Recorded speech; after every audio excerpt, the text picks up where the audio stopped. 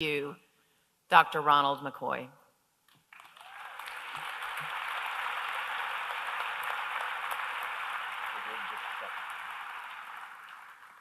Ronald McCoy, in recognition for your outstanding leadership to the Kentucky College of Optometry, in honor of your personal commitment to higher education at the University of Pikeville, and in gratitude for your lifetime of optometric service to people throughout Central Appalachia, the faculty and Board of Trustees of the University of Pikeville bestow upon you this honorary degree.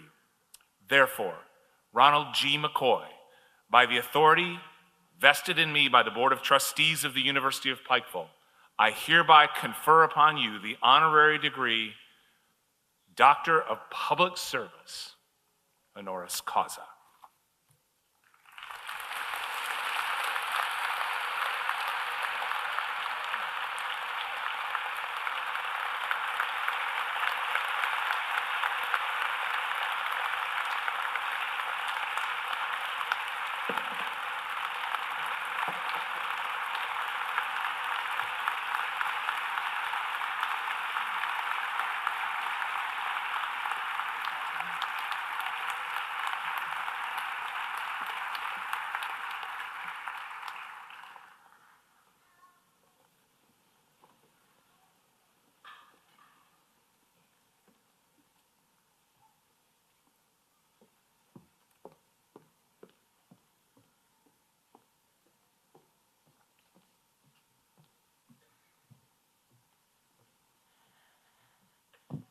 Graduates, it's your time now.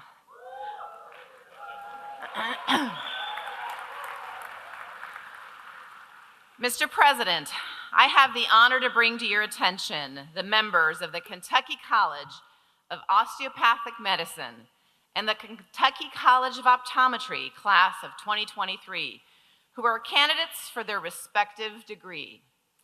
I hereby certify these candidates have met all of the requirements established by the faculty for the degree which the university awards and have been recommended by the faculty and approved by the Board of Trustees. The candidates are now ready to receive their degrees.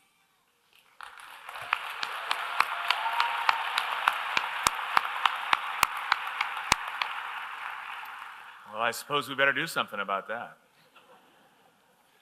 By the authority vested in me by the Board of Trustees of the University of Pikeville, I hereby confer upon each of you the degree for which you have labored so long, the Doctor of Osteopathic Medicine or the Doctor of Optometry, together with all the rights, privileges, and responsibilities appertaining thereto.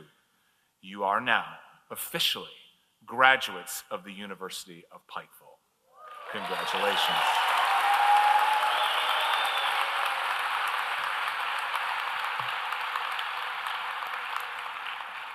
Mr. President, it is with great pleasure that I introduce the Kentucky College of Osteopathic Medicine class of 2023. Graduates, please rise and come to the stage.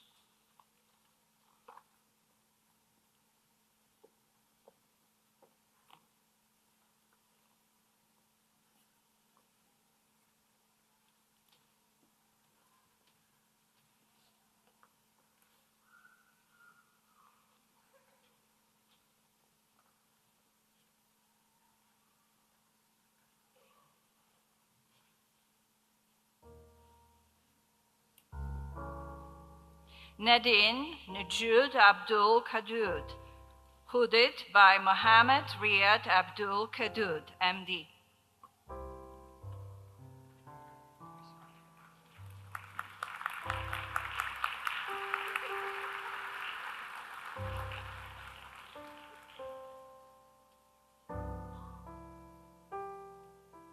Jefferson Harris Adams, hooded by Michael Carnes, DO.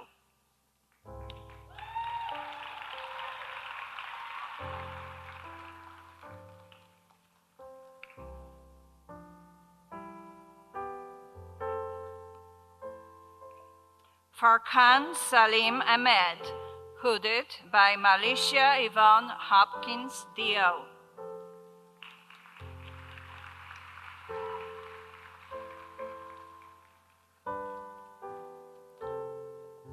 Julie Alvarez.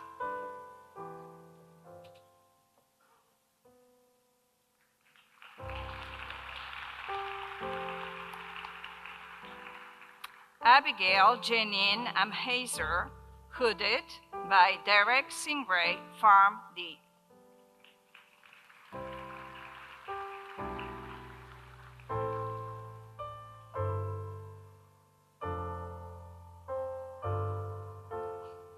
Siddiq Masood Ansari, hooded by Shahid Ansari, MD.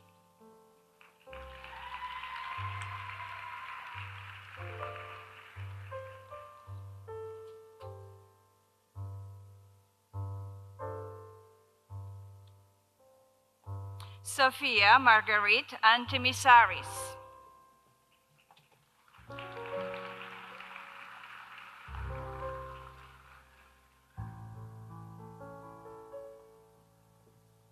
Christina Antonovich, hooded by Violin Montaigne, JD.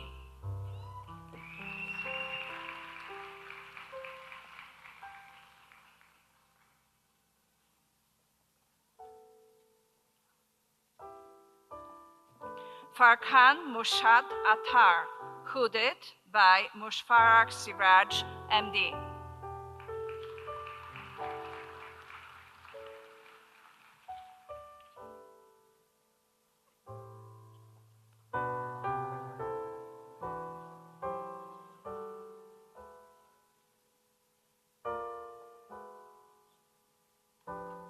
Jonathan Stewart Austin, hooded by Earl Harris Austin III, MD.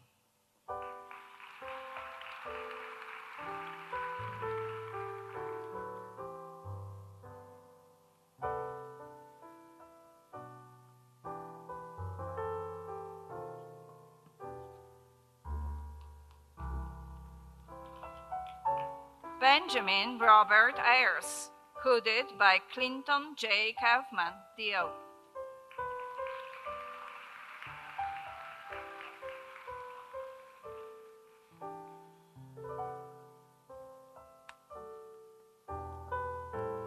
Alexa Nicole Ball, hooded by Terry Ball, D.O.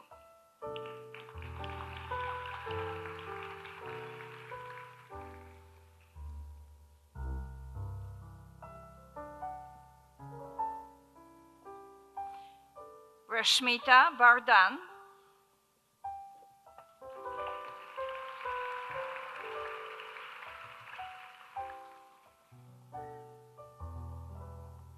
Alison Ann Bauman, hooded by Douglas Owen, D.O.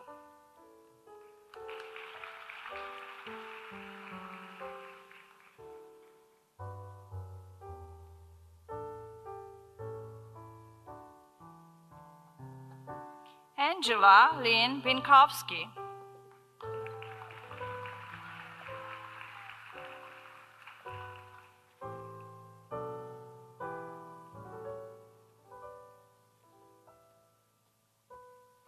Tejashwani Bolineni.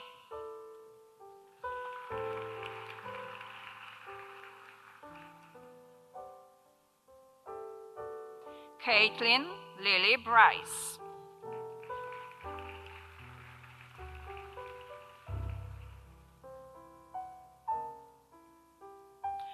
Stephanie Nicole Brooks, hooded by Robert Allen Mahia Powell, MD.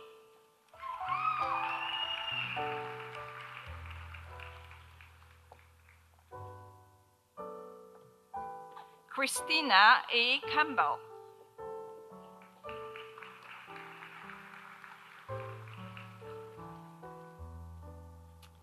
Carly Costello.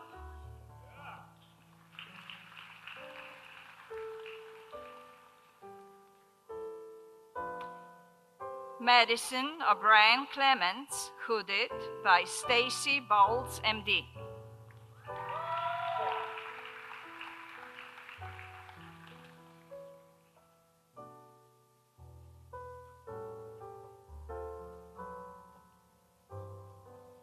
David Daniel Martin Klein.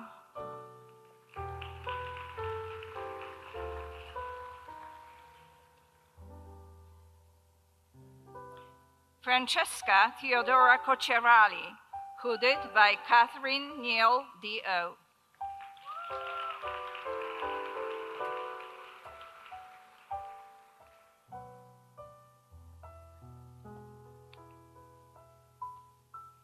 Cody Allen Cooper.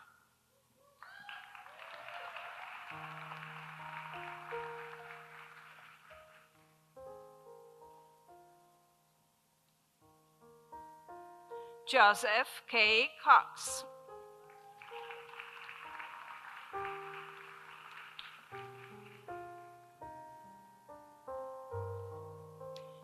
Amber Michelle Crawford.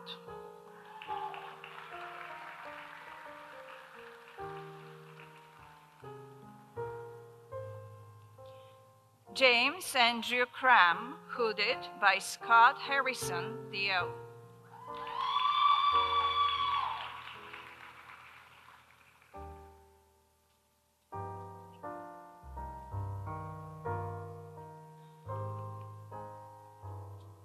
Mindy Dakri Kim, hooded by Sang-Won Dakri Kim, D.O.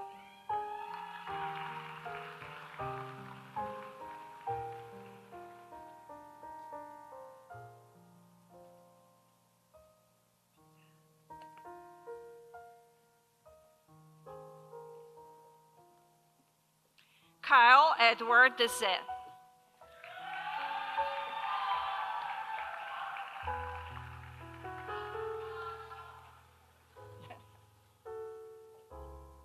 James Hunter Danigan.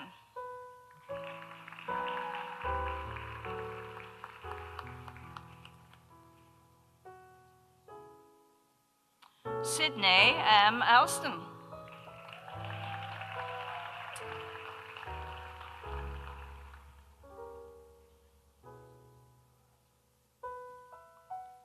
Yetunde Deborah Fabi, hooded by Krista F. Johnson, MD.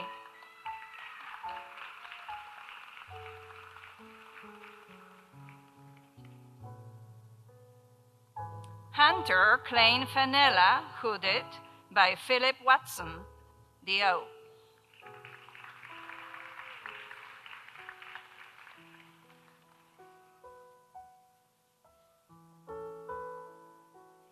Summer Nasser Farhood.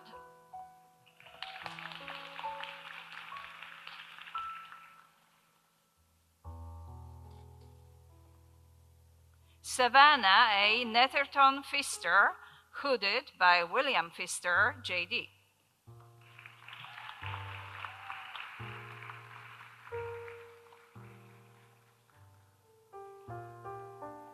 Samantha A. Fox, hooded by Matthew Fox, MD.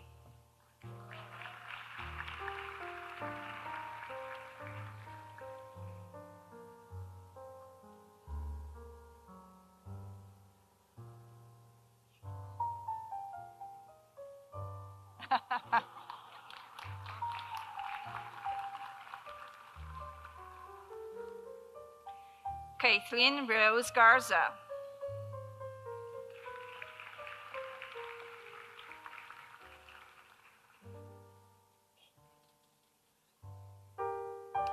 Connor O'Brien Gauss.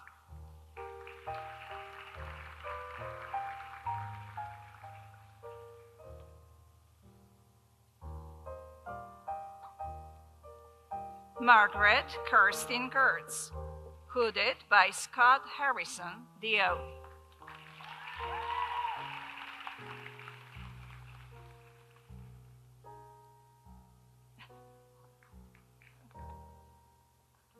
Adam Kyle Geklausen.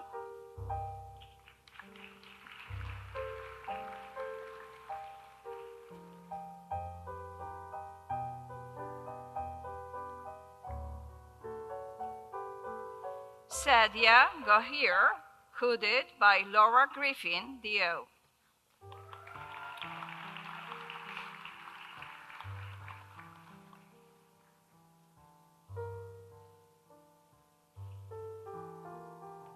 Nicole Elizabeth Green, hooded by Matthew C. Green, EDD.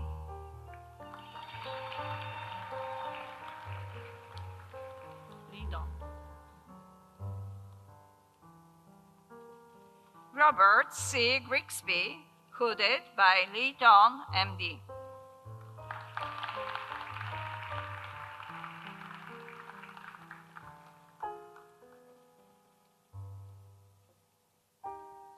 Caesar P. Gumma,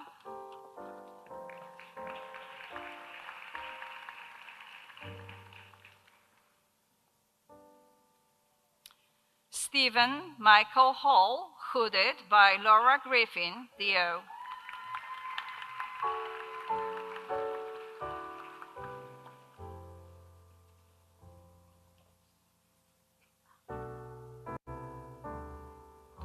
Nicole Steele Harris, hooded by Zachary Harris, MD.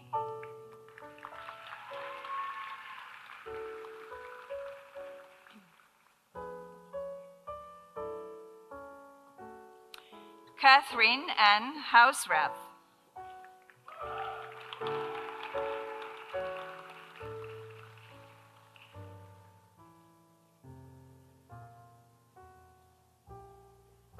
Kathleen Rowell Heaton.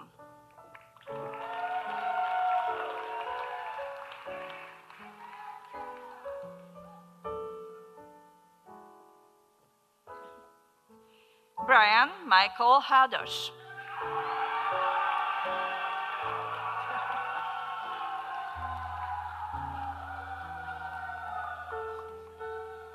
Lindsay Lee Jasper, hooded by Bryce Meredith, DO.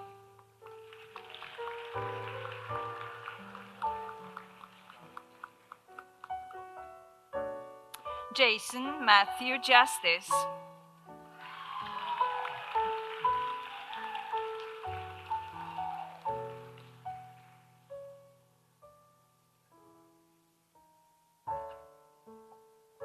Sarah Jean Kasmarek, hooded by Laura Griffin, DO.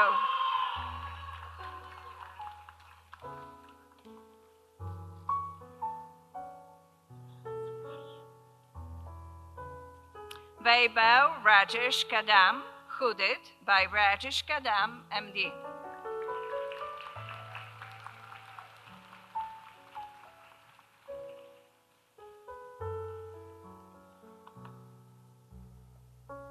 Remisha Ibrahim Ali Khan.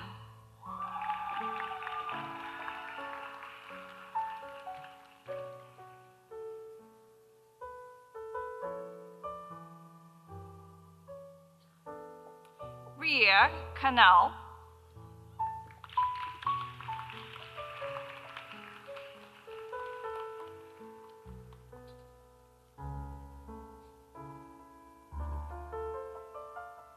Jordan T. Kirk.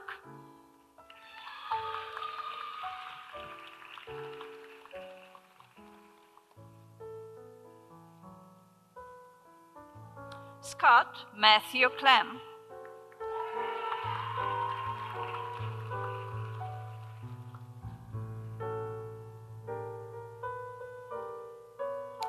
Luke Alexander Lamorel.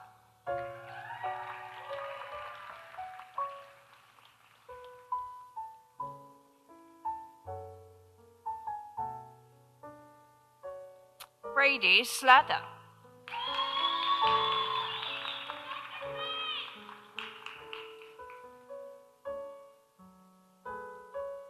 Cindy Lynn, hooded by Wendy Lynn, Farm D.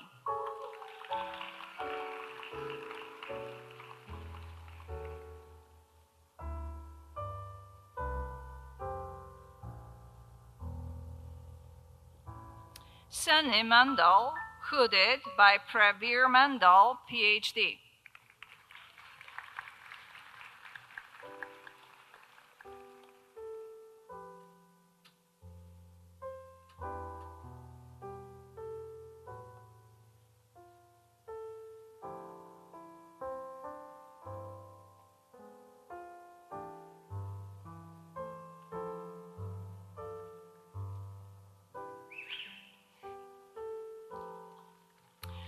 Yusra Mansour, hooded by Mansour Mahmoud, MD.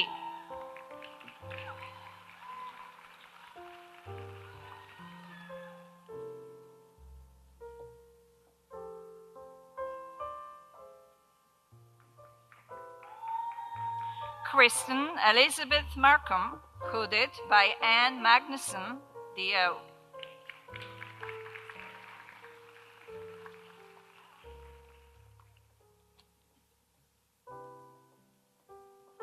Caleb Ryan Marsh, hooded by Catherine Neal, DO.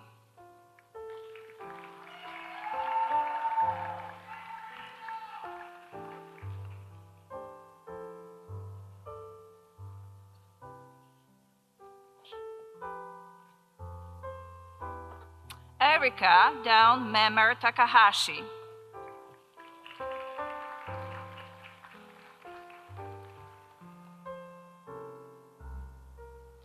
Rebecca Claire Meyer, hooded by Shelley Meyer, PhD.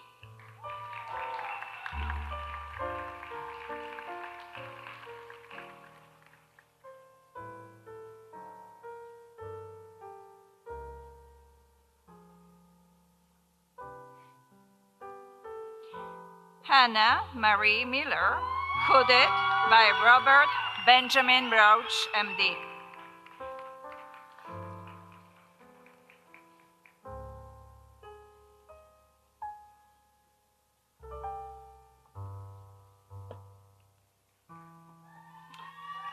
Alexander Patrick Moore.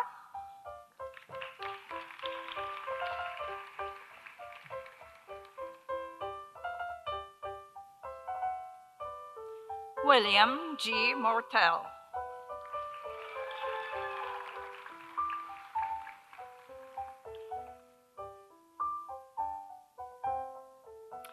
Daniel David Miller, hooded by Jeffrey K. Richel, DO.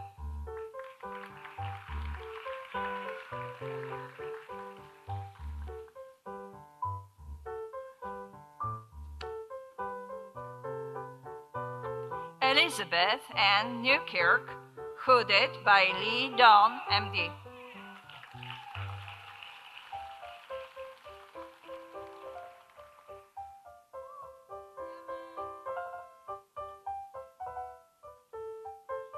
Gracie Elena Nguyen.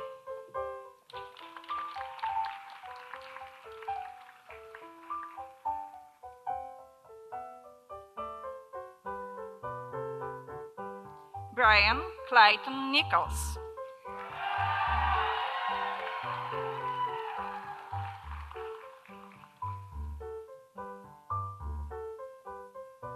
Denzel John Ninan.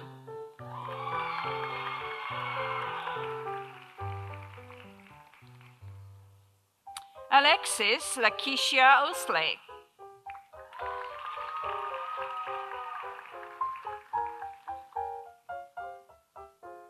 Arti Ajay Patel.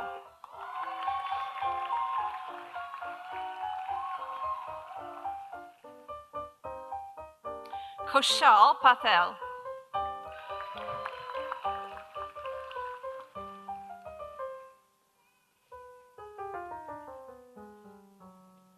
Jared M. Peterson.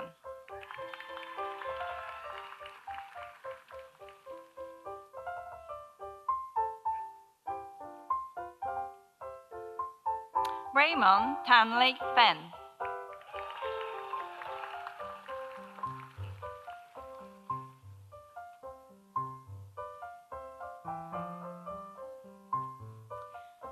John Desiderio Pina, hooded by Catherine Carias, MD.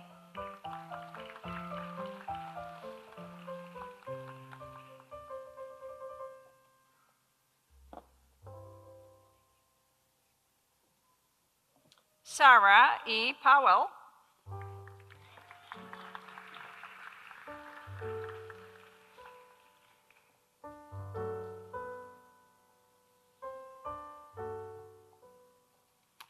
Nathan A. Prey, hooded by Robert Music D. Min.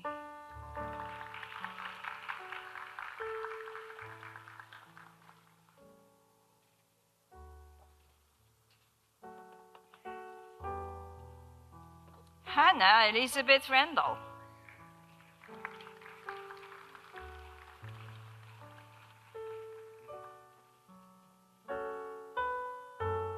Caleb Aaron Rashidian.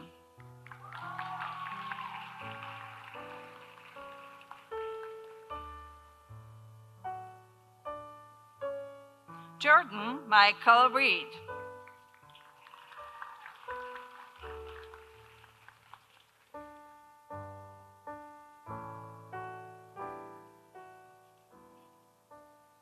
Taylor Lynn Reed, hooded by Sabrina Fowler, MD.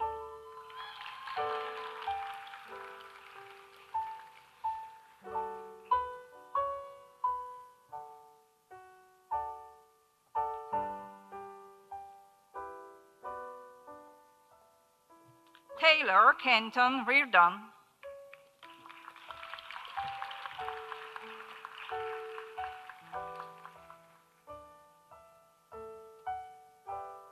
William Connor Rettig, hooded by L. William Rettig III, MD.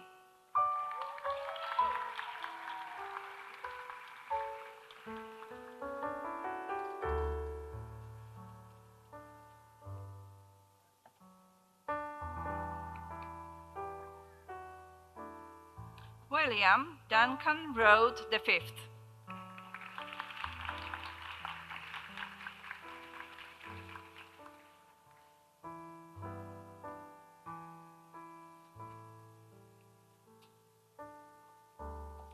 Preston Charles Rippey, hooded by Travis Rippey, Ltd.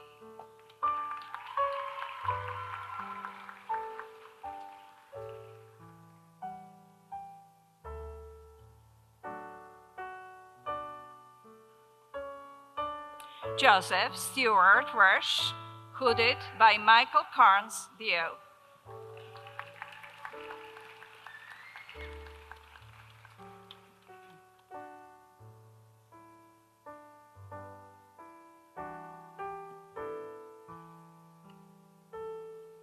Joseph Daniel Rollins, hooded by Kendra Hall, DO.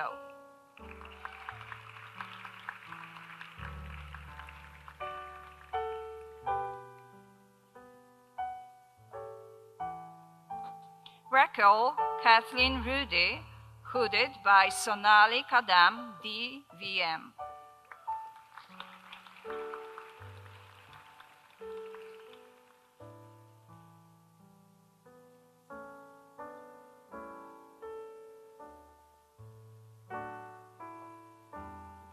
Batul Sadek, hooded by Maha Sadek, JD.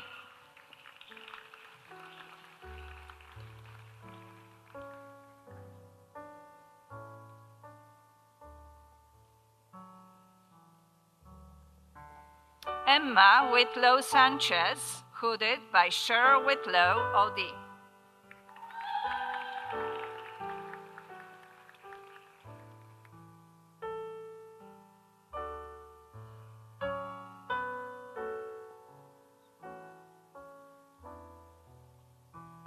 Taryn Jade Schrems, hooded by Ashton Vikramasinghe, MD.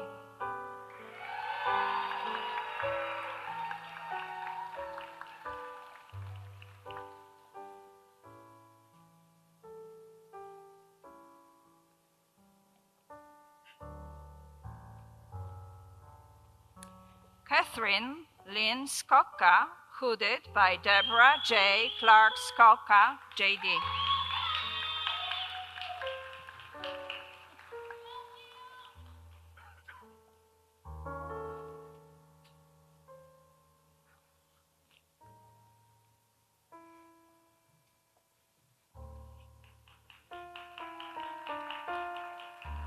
Brendan Say.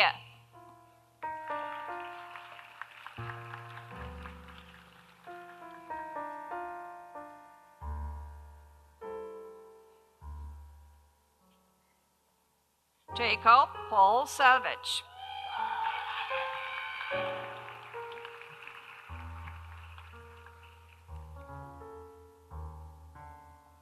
Maggie Susan Sherrard.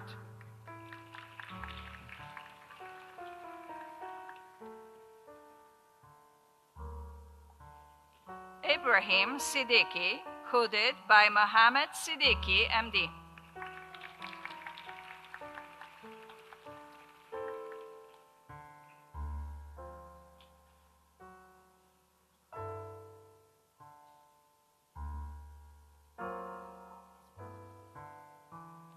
Christian M. Simon, hooded by Michael B. Simon, MD.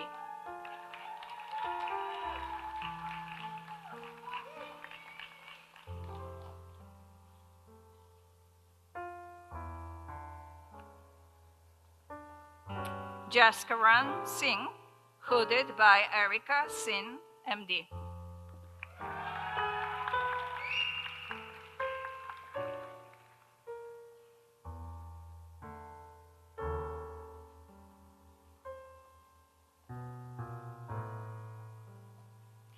Gregory Wallace Smith, hooded by Michael Carnes, DO.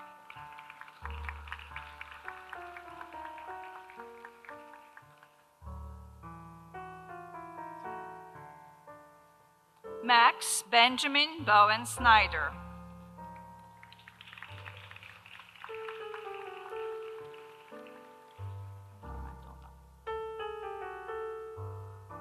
Stephanie P. Soy, hooded by Taylor McDonald, DO.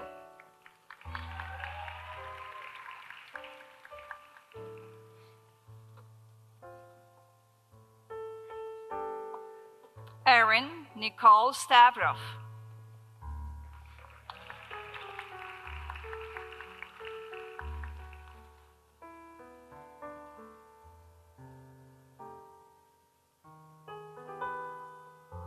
Julia L. Statley Moore, hooded by Susan Statley, JD.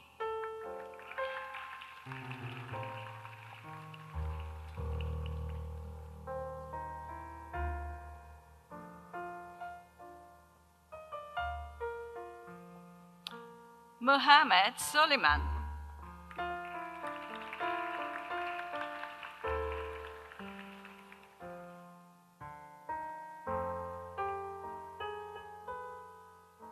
Matthew Scott Talmadge.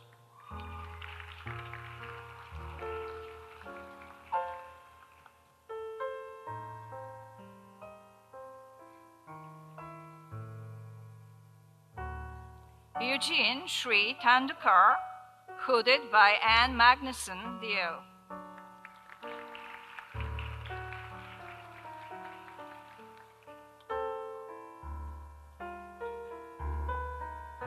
Adam Wesley Tyler.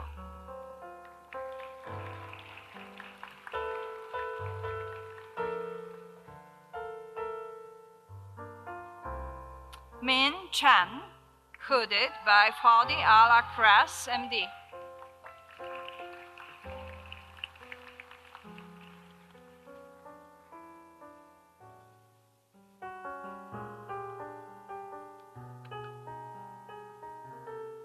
Morgan Taylor Tourneau, hooded by Guillermo Hernandez, PhD.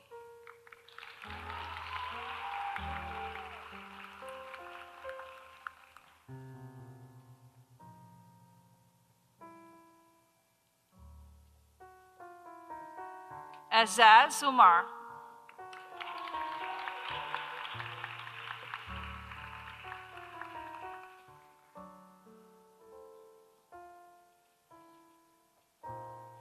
Stephen M. Vanover, hooded by Taylor Billings, DO.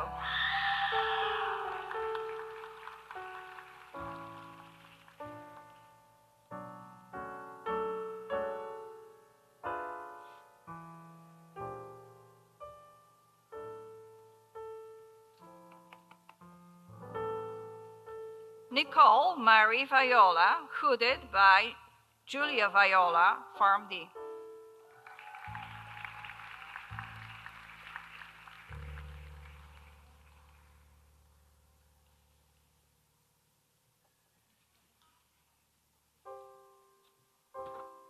Emily Daveda Willis.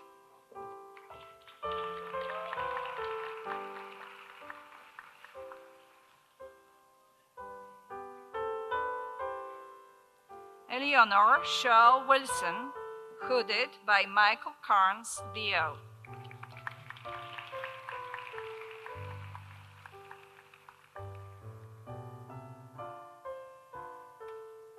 Lauren Rosemary Wright Whitson.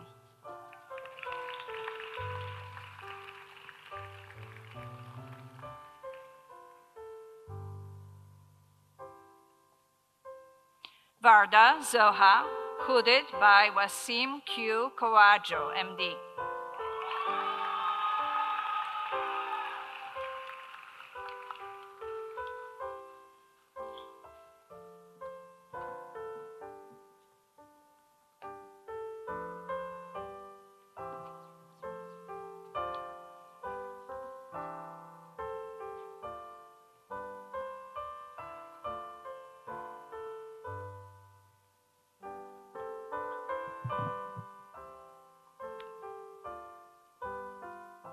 Mr. President, it is with great pleasure I introduce the Kentucky College of Optometry class of 2023.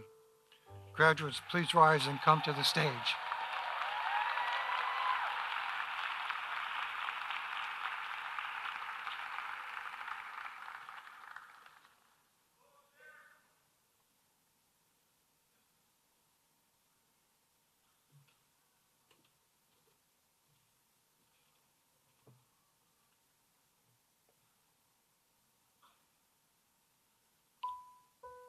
Gabriel Renee Alt, hooded by Cliff Caudle, OD.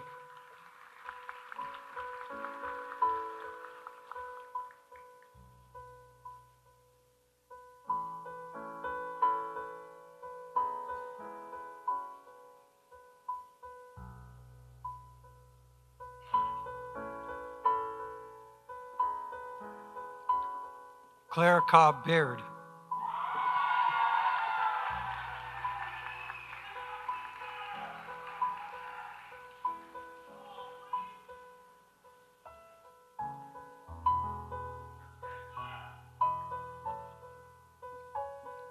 Rebecca Jane Simmons Brown.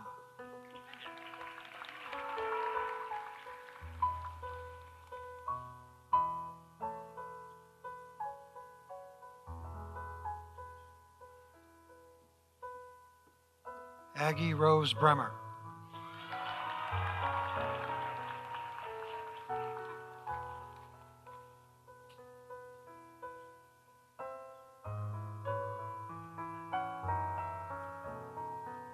Jonathan Lee Bonnell.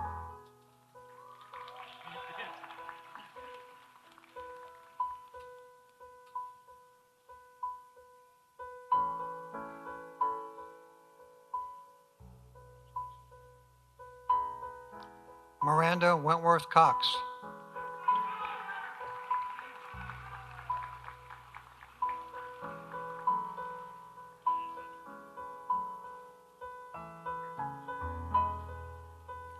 Haley Morgan DeRocha, hooded by Richard DeRocha, OD.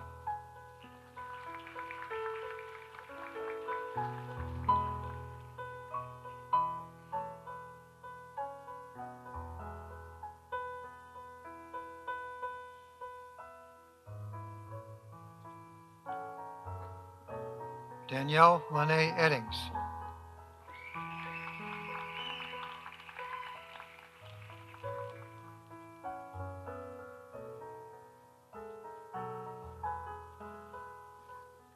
Caitlin Joy Estevez.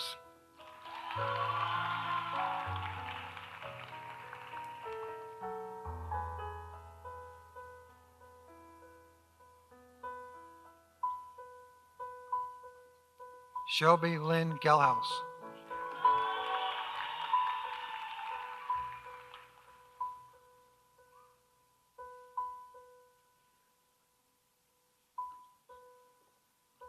Daniel William Hanna, hooded by Munir Hanna, OD.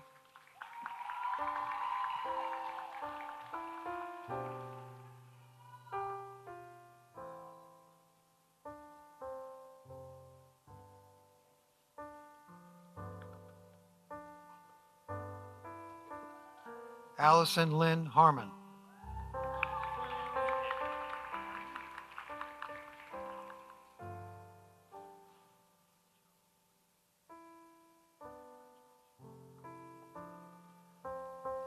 Crystal Nok Huang.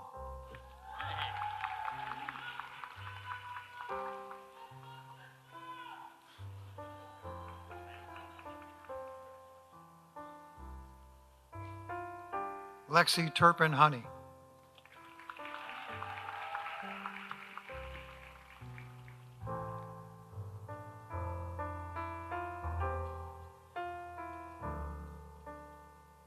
Alyssa Hopkins.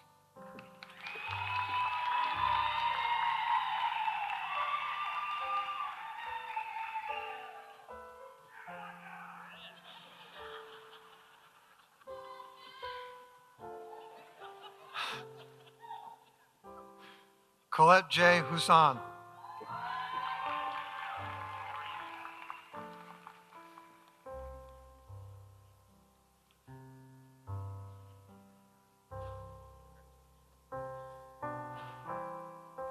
Yadam M. Job.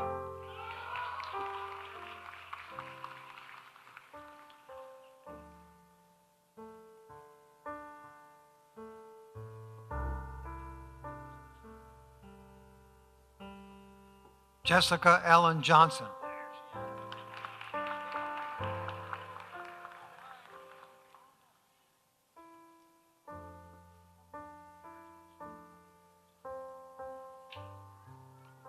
Emily K. Jones.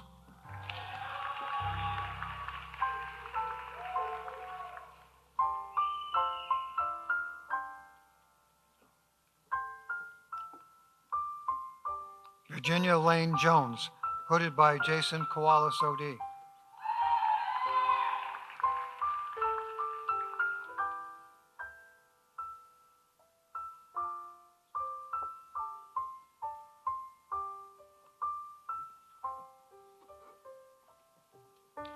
Daniel J. Kenner.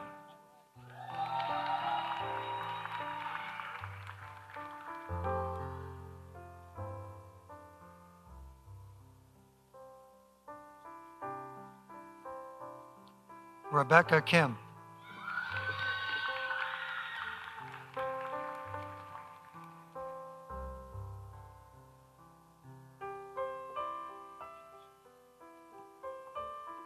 Miranda Kelly Keeler.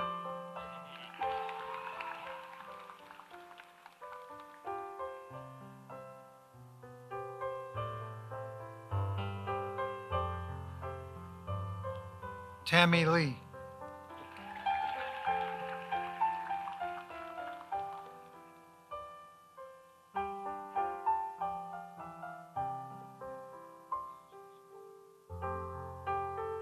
Haley Lynn Liberty.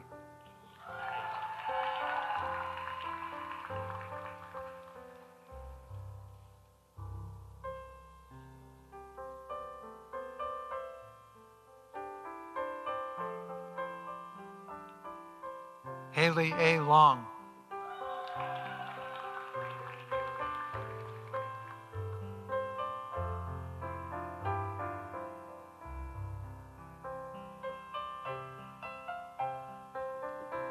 Jessica Joy Manders, hooded by Julie Marvin Manders OD.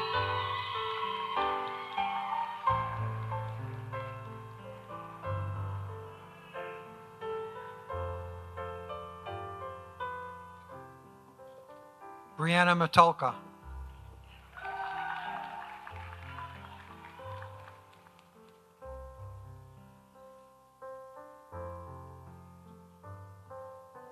Abigail Joy Mitchell.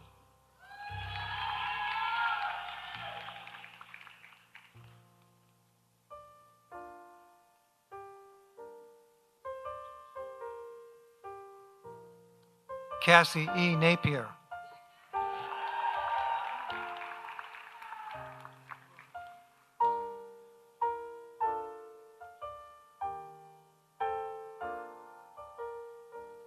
Aaron C. Oberster.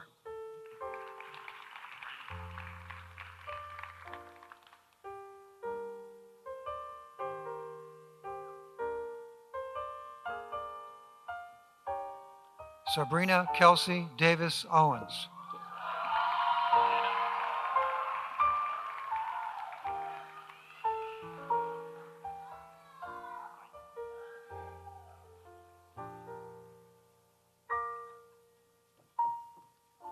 Emily Ann Pargin.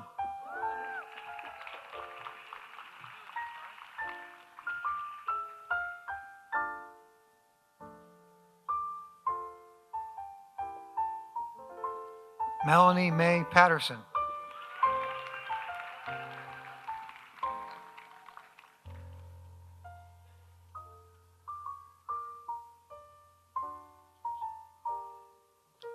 Sarah Elizabeth Pauley.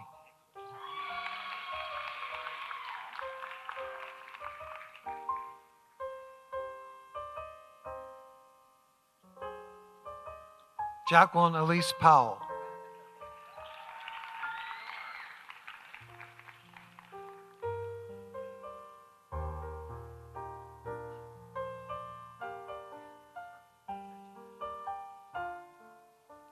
Simone E. Purcell.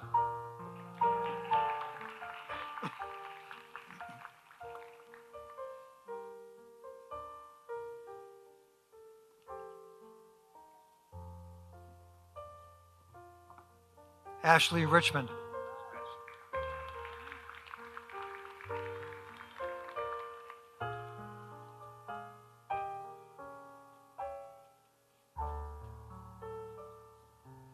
Sydney P. Roberts.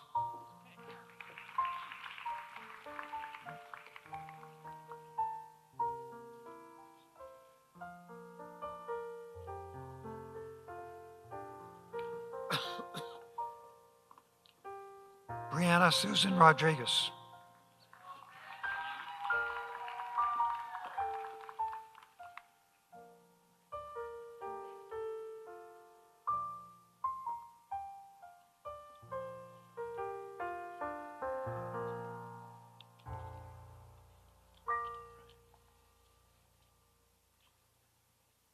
Catherine E. Rosenberger. Hooded by Jeffrey Zagulis, O.D.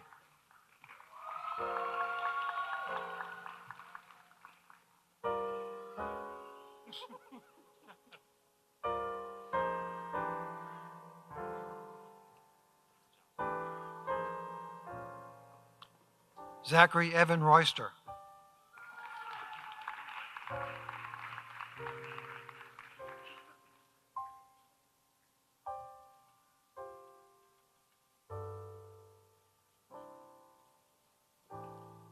Jessie Catherine Sampson.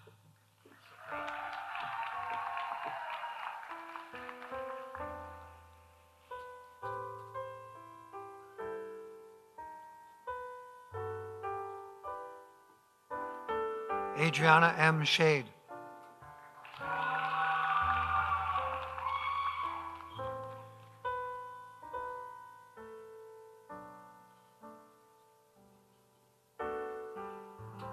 Matthew M. Smith.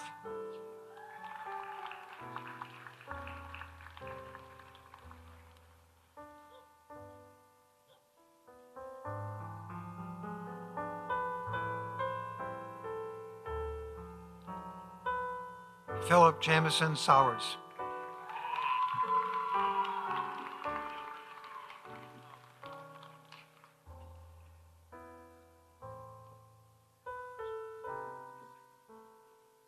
Cassidy Elizabeth Stewart.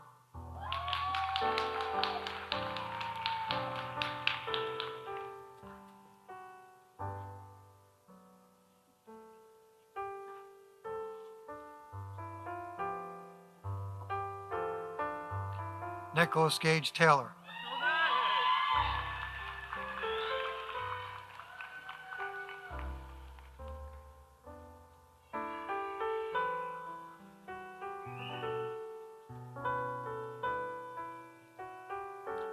Peyton Elizabeth Taylor.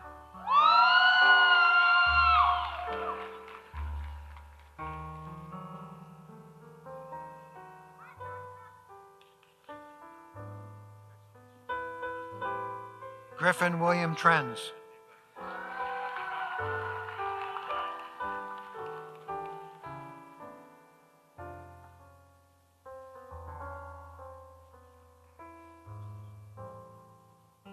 Matthew Wood Tucker.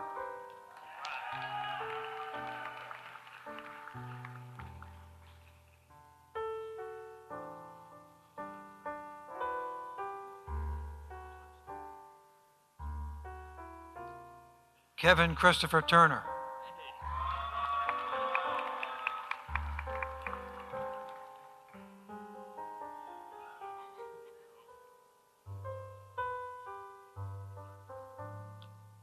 Shirley Elizabeth Valesco Hill.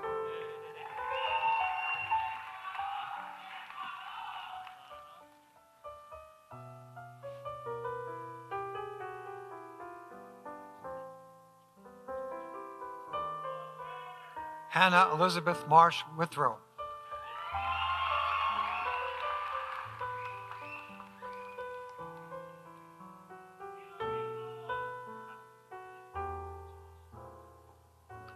Thomas Anthony Zitko, hooded by Philip R. Zitko, OD, and Patricia M. Zitko, OD.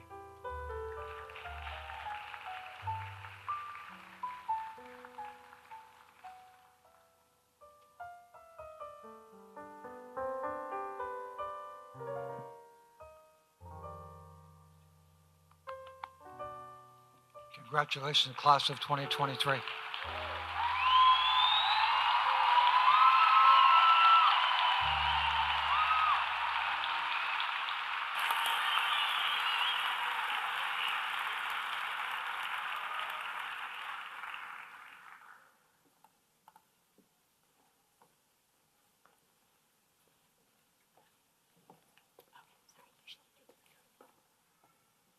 All right, now it's with great pleasure that I introduce Dr. Laura Griffin, CHICOM's Associate Dean of Osteopathic Principles and Practices Integration for administration of the Osteopathic Oath. Dr. Griffin. Sorry, I was a little over-enthusiastic there. Would the Kentucky College of Osteopathic Medicine class of 2023 please stand and say the oath along with me, please?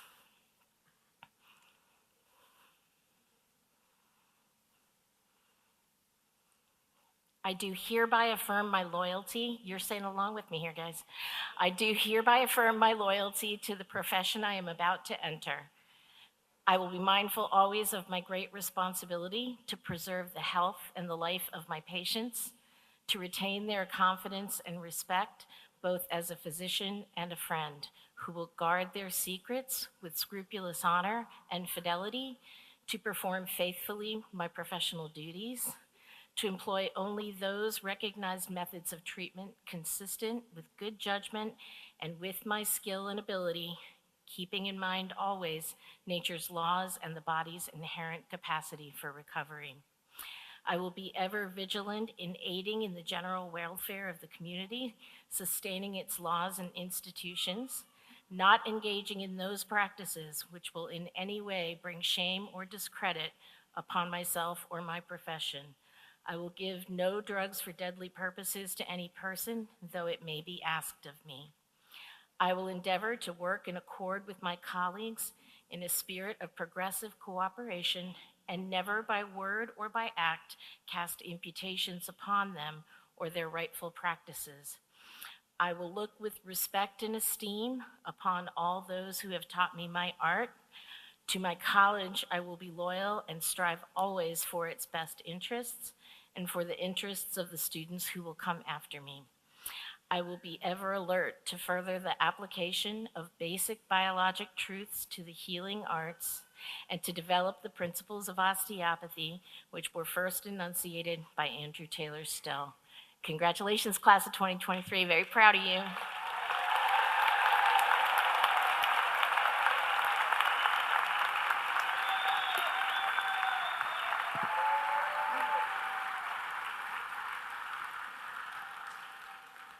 And now it gives me great pleasure to introduce the Assistant Dean of the Kentucky College of Optometry, Dr. Josephine Ibaronque, to administer the optometric oath.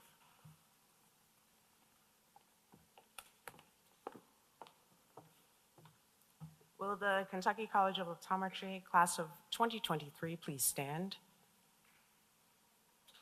And please read along with me. With full deliberation, I freely and solemnly pledge that I affirm that the health of my patient will be my first consideration. I will practice the art and science of optometry faithfully and conscientiously and to the full scope of my competence. I will uphold and honorably promote, by example and action, the highest standards, ethics, and ideals of my chosen profession and the honor of the degree, Doctor of Optometry, which has been granted me. I will provide professional care for those who seek my services with concern, with compassion, with due regard for their human rights and dignity. I will place the treatment of those who seek my care above personal gain and strive to see that none shall lack for proper care. I will hold as privileged and inviolable all information entrusted to me in confidence by my patients. I will advise my patients fully and honestly of all which may serve to restore, maintain, or enhance their vision and general health. I will strive continuously to broaden my knowledge and skills so that my patients may benefit from all new and efficacious means to enhance the care of human vision. I will share cordially and unselfishly with my fellow optometrists and other professionals for the benefit of patients and the advancement of human knowledge and welfare. I will do my utmost to serve my community, my country, and humankind as a citizen as well as an optometrist. I hereby commit myself to be steadfast in the performance of this my solemn oath and obligation. I am super proud of you guys. You may be seated. Congratulations.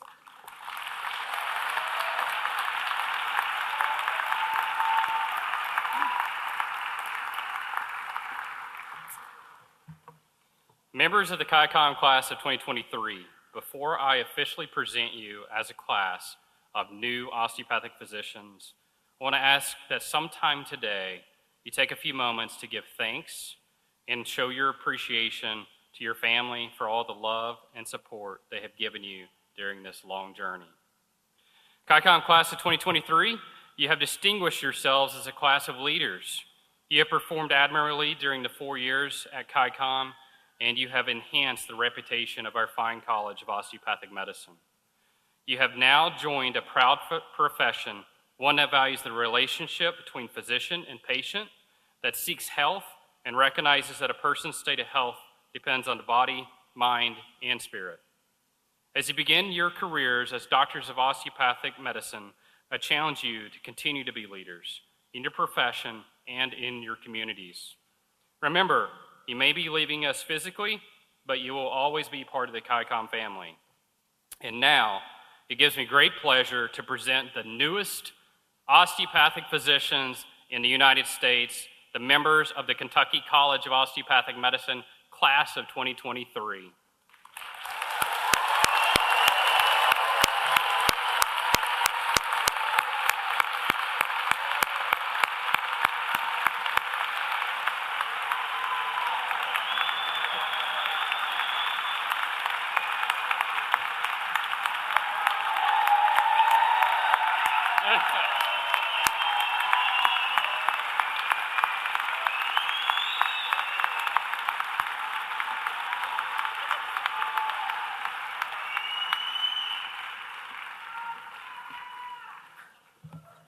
Careful with those hats. We don't want to put an eye out.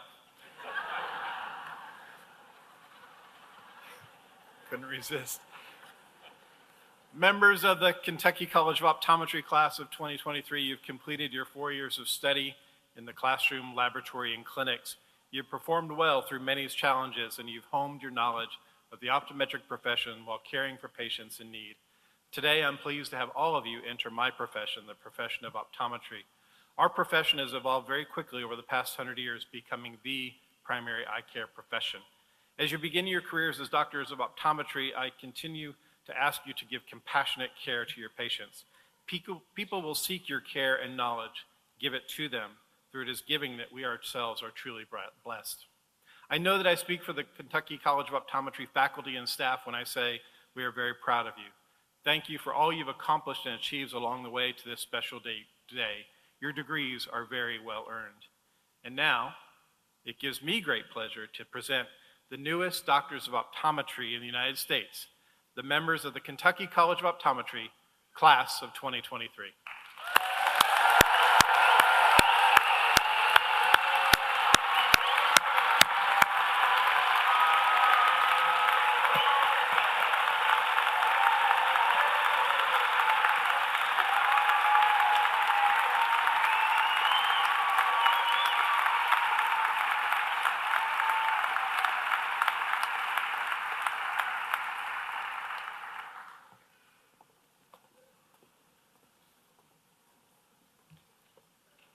May I introduce Dr. Taylor Reardon, President of the ChiCom class of 2023.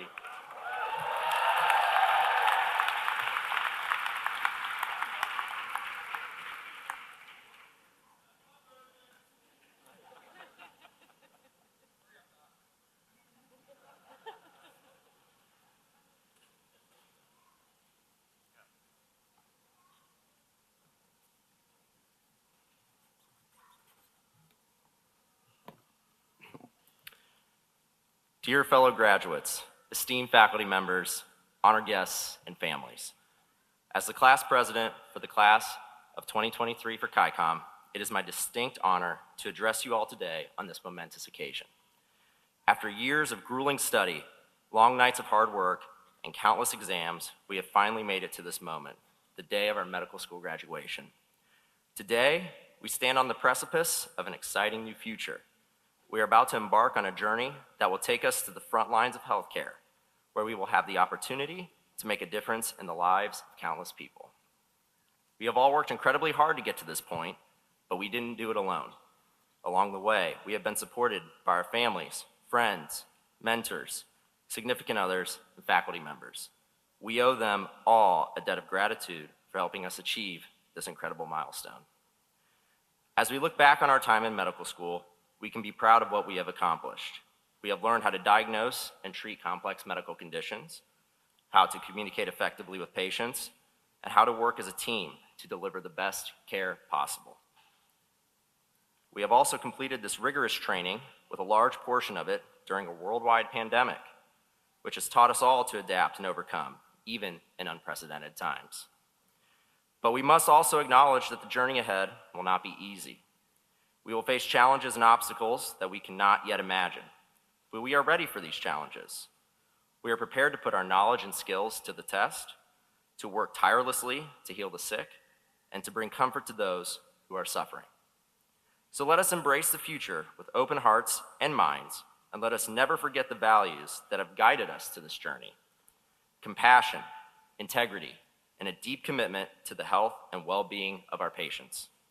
As we move forward, let us remember that we are not just doctors, but also advocates, leaders, and agents of change.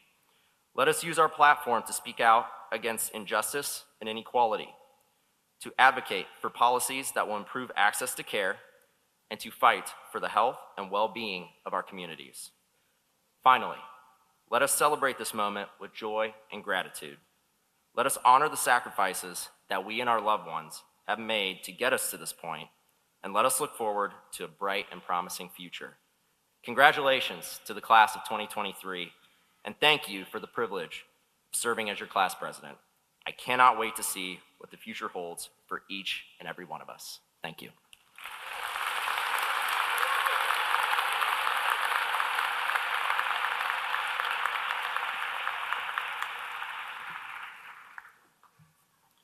And it's now my pleasure to invite Dr.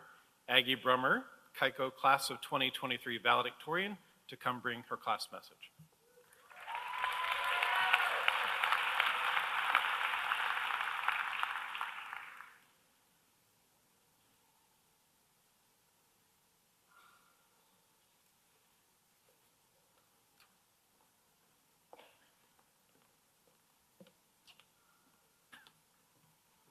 Hello, everyone. My name is Aggie Brimmer. It is an honor and a privilege to stand up here today to speak to you all as the optometry class valedictorian. I would first like to say thank you to my support system. We all have family and friends that have been along with us on this journey as we juggled the demands of professional school. It may not have always been easy, but we did it, so thank you.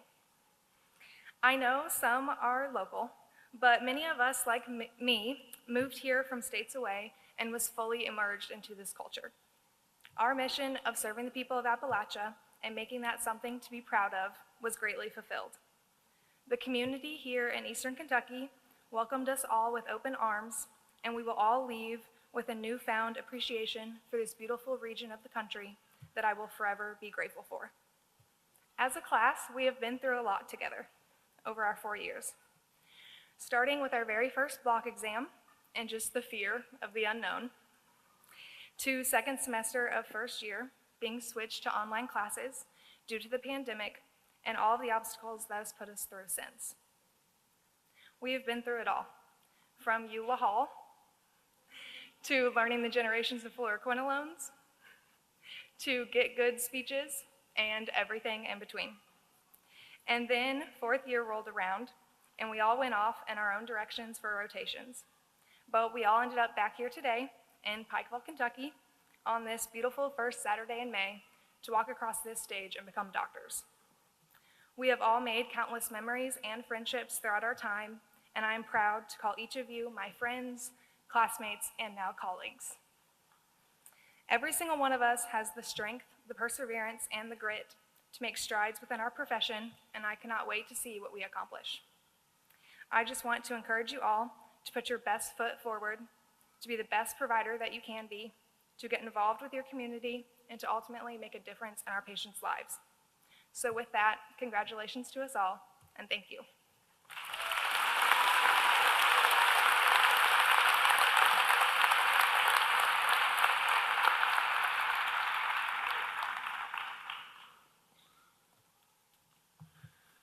Would you please stand with me?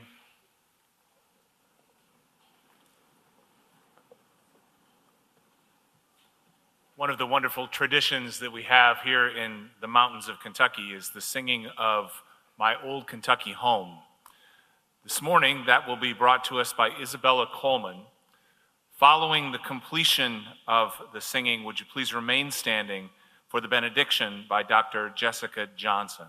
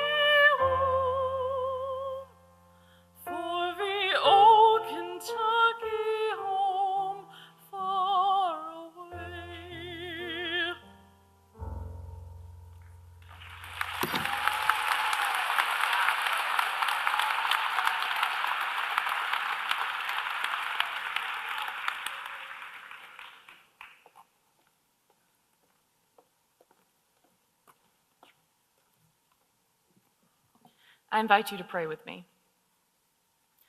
Dear God, where do we begin? Where do we find the words that express all the many thanks you are owed? When we started this journey years ago, we truthfully had no idea what we were getting ourselves into, but you did. We went in blindly, following your lead, trusting the path you laid out for us. We stand before you today with humble hearts, excitement, and eagerness for this next stage of life. You have given us very important jobs to do. You entrusted us with the health and well-being of people you love and want to see thrive. Our jobs are a gift and a privilege that we will do gladly because all of it is done to glorify you. We will exhibit your compassion and mercy in every patient we treat.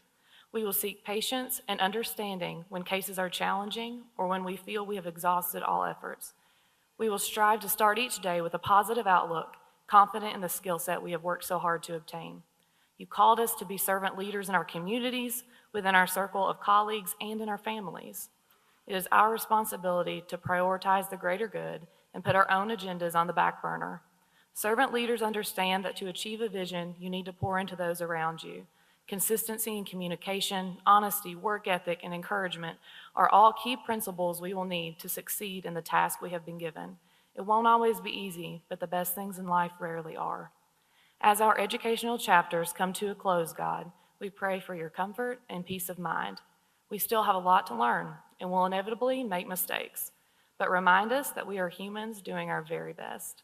We will adapt and grow as providers, letting your unseen hand guide us yet again. It's in your precious and heavenly name we pray. Amen.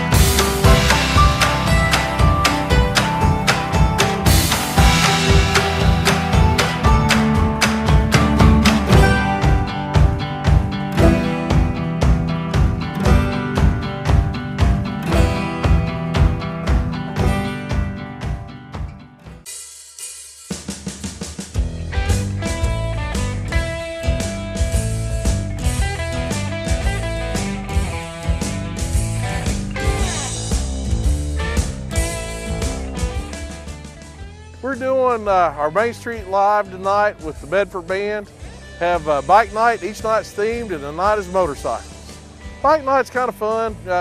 We're aiming for about 100 bikes tonight. We've had, so far we've had Jeeps, we've had Mustangs, we've had old cars, cruise-ins.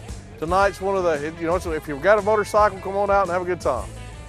It gets everyone to buy in, and everyone, you know, everyone has a hobby. Everyone has something they like, whether it be a motorcycle or an old car or a truck or, you know, even a fast car, one of the new Mustangs. You know, you've got something you can come out, check out, look at, just admire it and have a good time, listen to music. it shows community involvement. The more people we get out, the more things we can do, the more money we can invest in the community. It helps go a long way with putting restaurants in town. You know, we see the amount of people come downtown. You can add businesses. I mean, it just shows the amount of traffic that we're capable of doing down here. This one's kind of near and dear to the heart. I use motorcycles to raise money for veterans. Plus, we use it for Hillbilly Christmas in July. The guys are set up. They're selling $10 chances for their bike. Great cause. Every penny goes to the Shriner Hospital down in Lexington. And if memory serves me correct, in this area, there's 300 and some kids alone in Pike County that have received medical services from down there last year. So you're only helping out the community by coming down there and buying tickets. The more people get involved with the community, the better the relationships are with the city and the community, and it just develops a good relationship for everyone.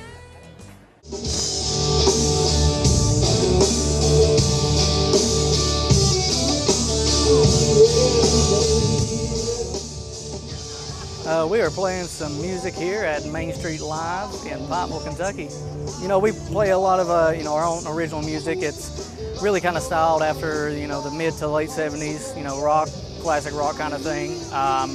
There's influences from just about everything, but if we had to put it, wrap it up in a gift, it would be just rock.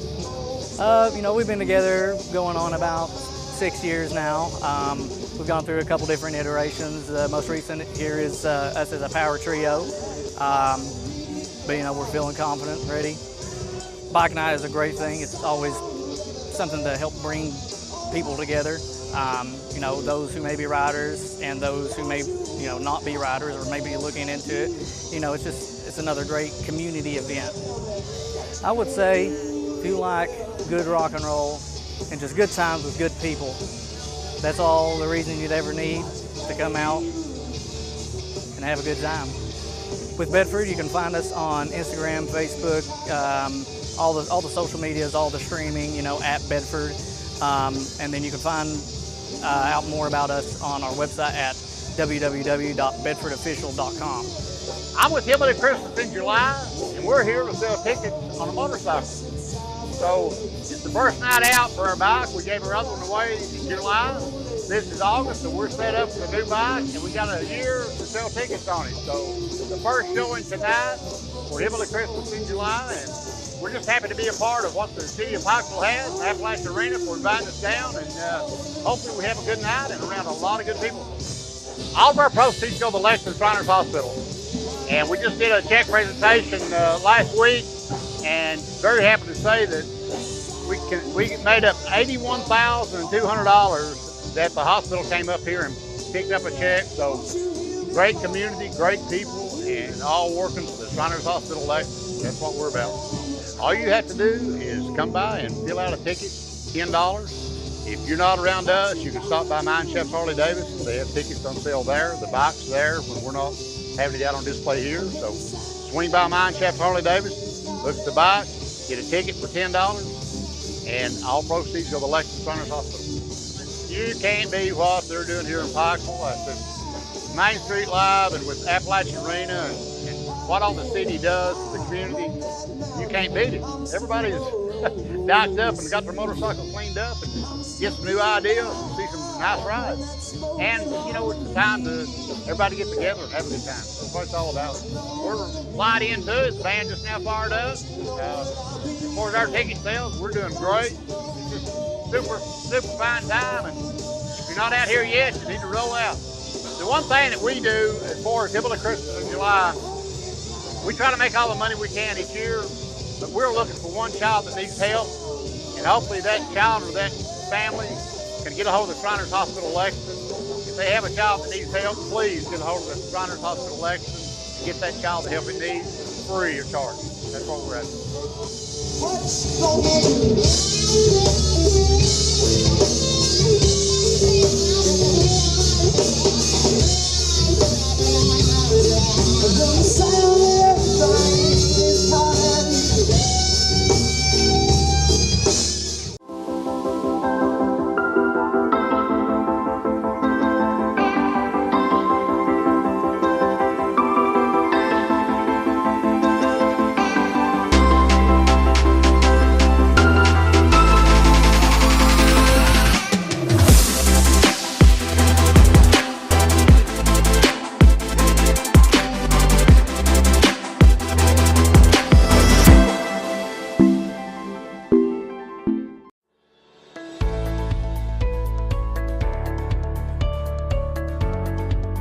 Governor Beshear and I are committed to closing the digital divide for Kentucky families. To do that, we need your help by taking part in our speed test. This test is quick, simple, and totally anonymous, and here's how you do it. Step 1, visit speedtest.ky.gov. Here, you can choose to enter your exact address, a partial address, or an address with no available service, and I'll come back to that part in a minute. Step 2, click on Let's Do It. You'll enter your address and click the Check Address button to continue. Step 3, now all you have to do is select I agree and begin. And that's it, you're done. Now back to the part about not having internet access at home. We definitely need you to take part in this test. You can connect on any wireless network at a business, local library, or a friend or family member's house. You'll choose Enter an address with no available service, and after entering your home address, you'll identify the reason you do not have access at home. So come on, Team Kentucky, let's work together to close the digital divide and build a better Kentucky for everyone.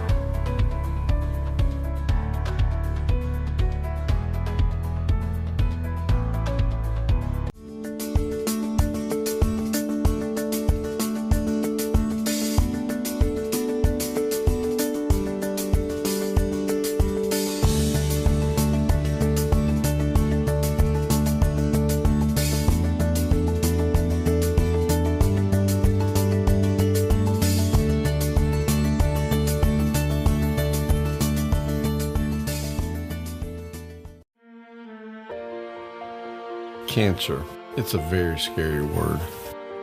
But an outstanding treatment facility was here at home. I was led to the Lawson Cancer Center. As a nurse practitioner at the Lawson Cancer Center, we are champions for our patients. I am so happy for Robert. The treatment worked.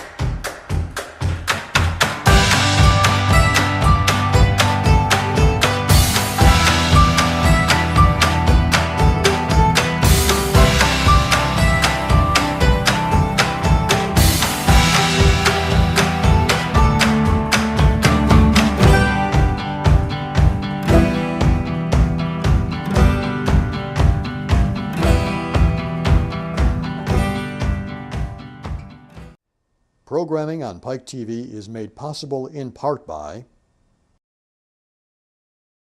Appalachian Wireless. Serving our region for over 20 years, Appalachian Wireless is proud to be part of Eastern Kentucky. You always get more with Appalachian Wireless.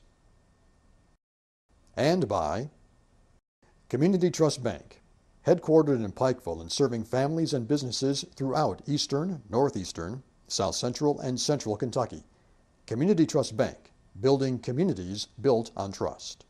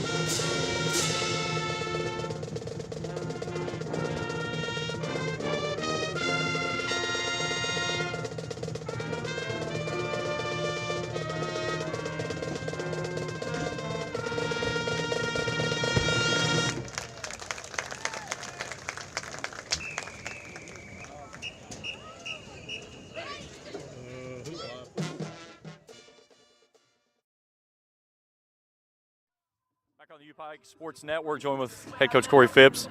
An opening win of the season is always good. You get one on the road, it's even better. That was a big win last week for you guys at Campbellsville. Absolutely. Nothing tougher in college football or athletics in general than to take, travel party 85 on the road, get a win. So we're excited to get one under our belt and get back home. How big was that, especially the way you guys responded in the second half? Well, I just was really an extension of the previous season. We're the cardiac kids. It's an awesome opportunity to see your guys grit it out, tough it out, just like they're going to in life. So we're excited about that. You kind of went with a quarterback platoon in the first half. You settled in with Lee Kirkland in the second half. He leads you down and gets the go-ahead touchdown at the end. And it's kind of you and I were talking about. He's kind of steady Eddie as he goes. He's not going to do anything fabulous, but he's going to take care of the football. Yeah, that's absolutely right. Both those guys do a great job for us excellently. And, it really fell in a situation where it was his turn, his 2 series, and he finished out the game. Alex Sanders, again, what you expect from him, another dynamic kid that just continues to rewrite the record books here in UPike. Yeah, and can't find a better human being, so, we hope he has a big day tonight, too. He had a big game when you guys met this team last year down at, all the way down in the lower part of the state. What do you look at when you go back at game film and see that he did so well that he can carry over here today?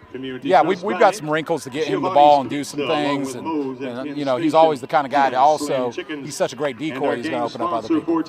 Defensively, when you look at this team, what do you see that you guys line up well with him? Well, very strangely, we play a Jaquan Roberts at the starting quarterback, who was our starting quarterback at Kentucky Christian. So I know his style of play, maybe not the system necessarily, but we see a guy who's great in play action, great with decision making. I think defensively, if we can get after them and fill some gaps early and create some frustration, then it'll go a long way. Both teams last week defensively did a really good job in the running game of slowing things down, and that's kind of one of the things. You want to open up the passing game, it starts on the run. Absolutely. It's not cliche. It's really not cliche. That's truly the essence of college football right there. What do you look at an opportunity today? Take your season 2-0 to start things off. How big is that? That's huge. That's huge. We've done it 2 previous seasons. It will not just derail us, but it will propel us if we can. Coach, good luck. We'll talk to you after the game. Thank you. Hey, Coach Corey Phipps. We're back for more after this on the UPike Sports Network.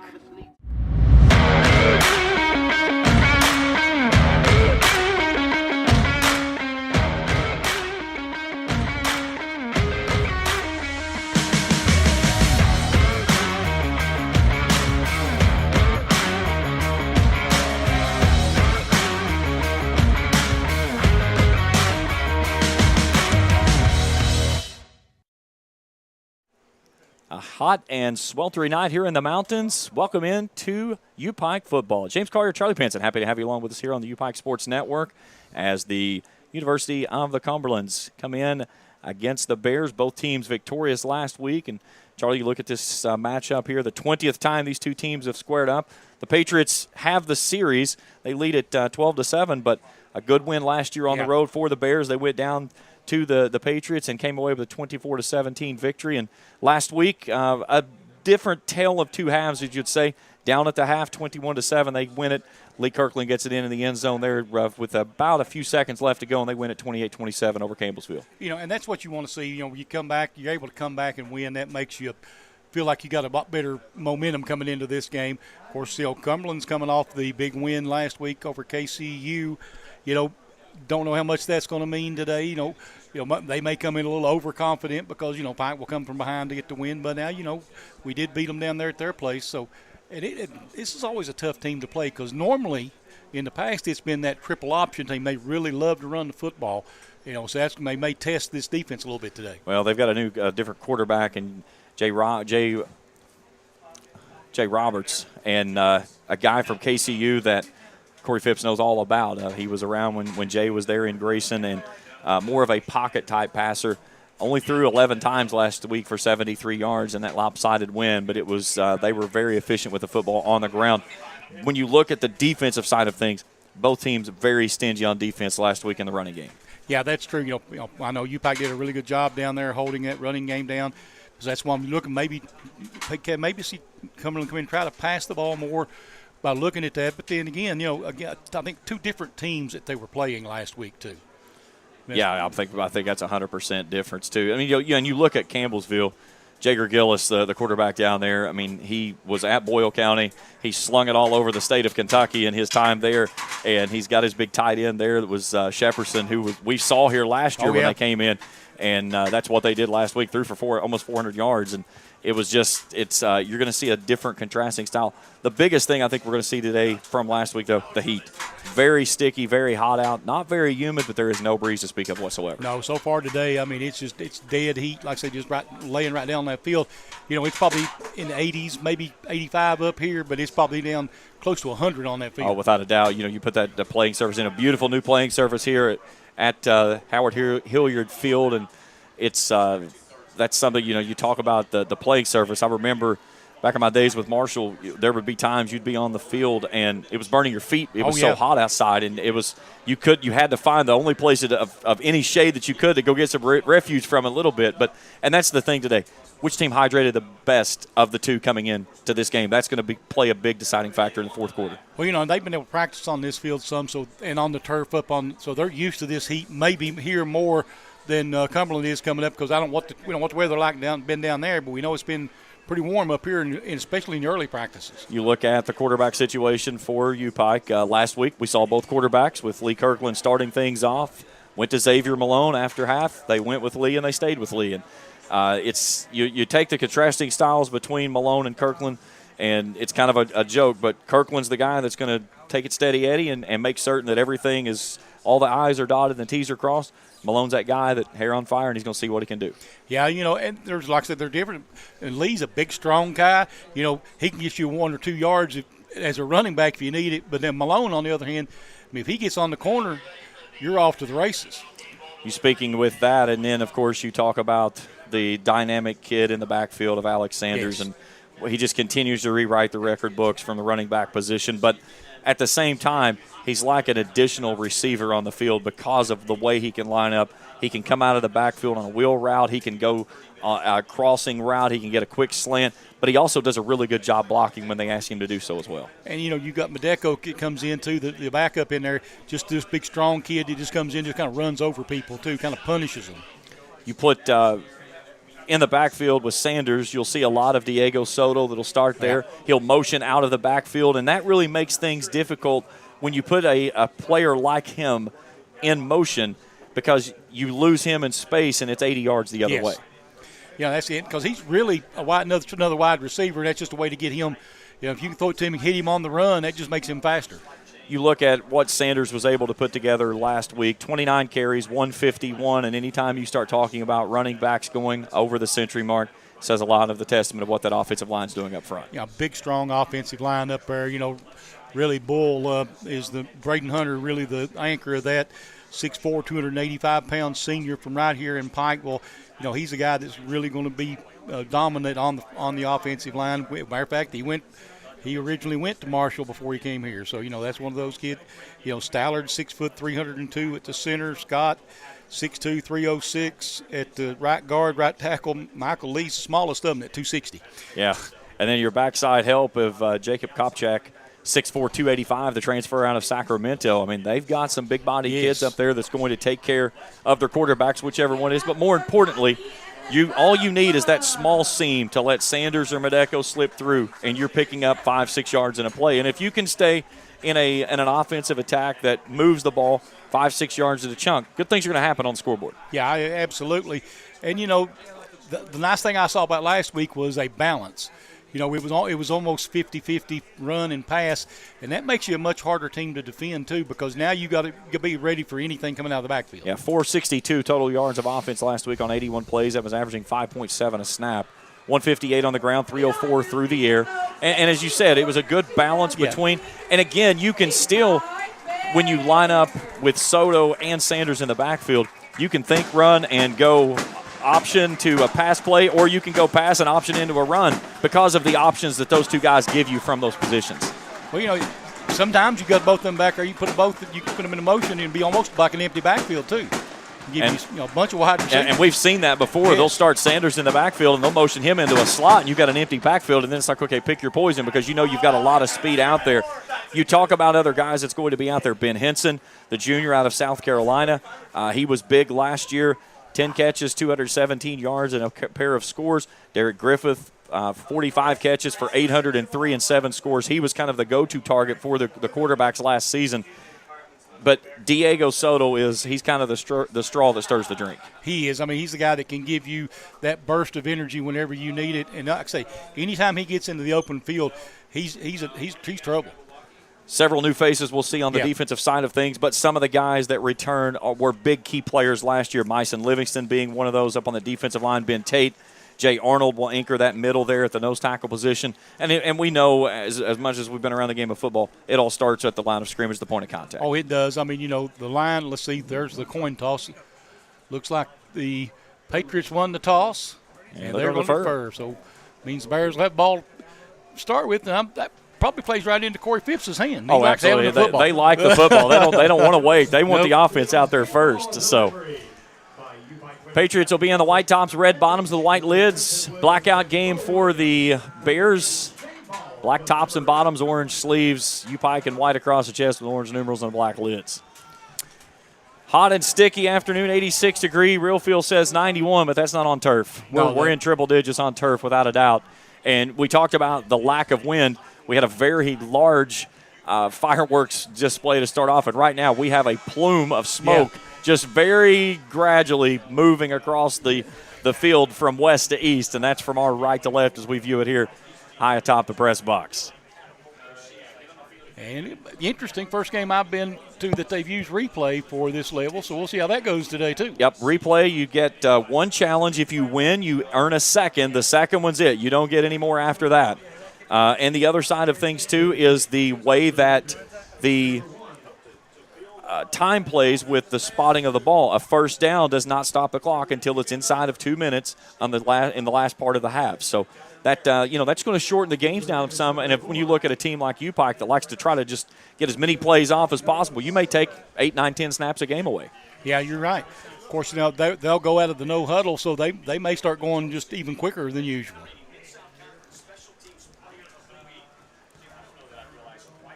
Like the official's taking their spot. He just dropped something. Dropped everything. Yeah. Hopefully you don't have to write anything down in that little book tonight. Without a doubt. So Diego Soto and Derek Griffith back deep to return.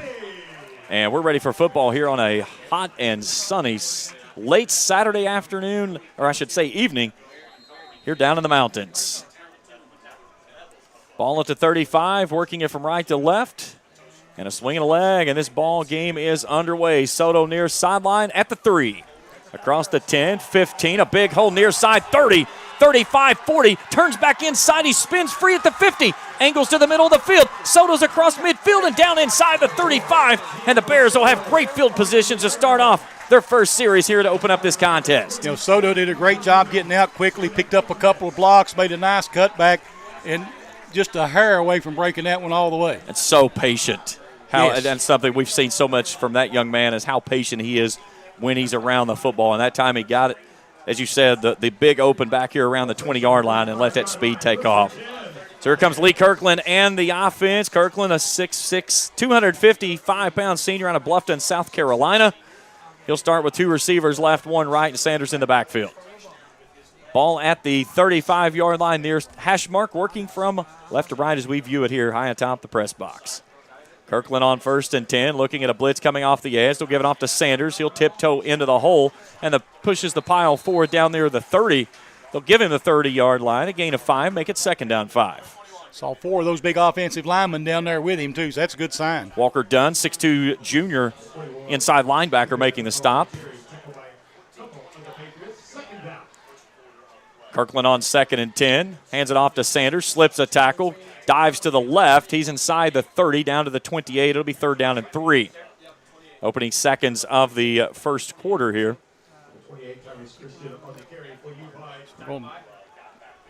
Check that, Tyrese Christian on that carry, my mistake.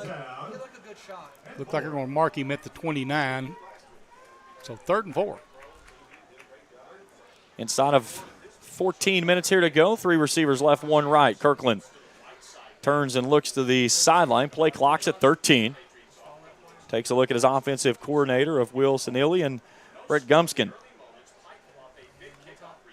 Play clock at 4. Kirkland takes the high snap, wants to throw, stands high in the pocket, throws a low dart across the middle. That's Derek Griffith that has it, makes a jump cut, gets to the outside. He's got first down yardage and more as he's going to be stood up right at the 25. And it's going to depend on the spot. They've already signaled, move the sticks, and that's a U-Pike first down. I think they're going to give him the 24, so nice move over there to get to that first down marker. Derek Griffith, 6'1" graduate student out of Sacramento. So down to the 24-yard line, and the Bears knocking on the orange zone door. 3 receivers wide right this time. They'll give it off on the handoff to Sanders, and he goes off the near sideline and gets tangled up. And again, that's Christensen. Now Christensen jumps off. We'll get Madeko in for his first time. Gain of 2, second down 8. Ball at the 21-yard line. Spotted near this near side hash mark. Kirkland stands, takes a look at his defense. 2 high safeties. Madeko into the right pocket of Kirkland. Kirkland gives it off to Madeko on a stretch play out to the left. Finds a hole off left tackle. And he's down inside the 20. They'll take him to the 17. That's a gain of 4. It's like 3rd and 3 to go here, and they've done a great job of mixing it up. And that offensive line has seemed to be dominating that line of scrimmage right now.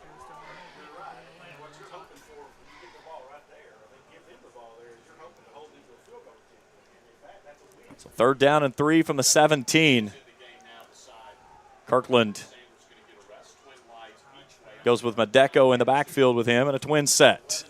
Boundary left for the Bears. Play clock's at 6 as Kirkland makes an adjustment. Just gets it away. Kirkland wants to throw, zips it to the outside on an out route. That's BB Braylon Barton who makes the catch and moves the sticks for another Bears first down. You know, well-run pattern, just got right there to the corner, caught the ball, stepped out of bounds, first down. So put the football at the 17. Put it down now to looks like the 13, at the 12 now. Here's Madeko as he pulls it out of his belly, and Kirkland will keep it himself. He'll stumble across the 10 down to the 9, gain of 3. Brings up second down. Nice fake there, had everybody fooled on the defensive line. That's something you don't see a lot from Lee, but he can do that play when need be. Madeko stays in the left pocket of Kirkland. And a tight end with a man in motion from the far side to near. That's Derek Griffith. The high snap, the give it off to Madeko, lowers the shoulder, bounces off a man, dives into the edge of the end zone, and he's in for 6. Touchdown, U-Pike. Nice. 12-yard touchdown run for Adrian Madeko, his first touchdown of the season. 10:51 to play here in the first, and the Bears are on the board. They lead it 6-0. Nice opening drive there. Kirkland just cool, calm, and collected. Just kind of works them down the field after the big return. So out to kick it is Jake Headley, the special teams player of the week. Ball is down, kick is up, and it is good. 7-0 our score. 10:51 first quarter. Back after this on the U-Pike Sports Network.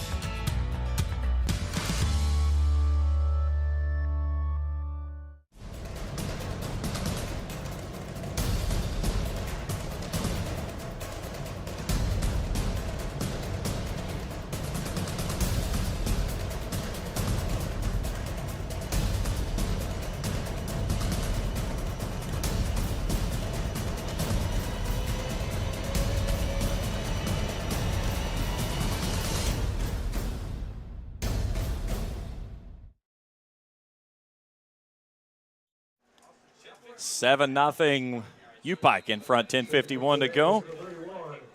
And Austin Shuffler for the kickoff for the Bears. 8-play, 35-yard drive, 3:57 off the clock.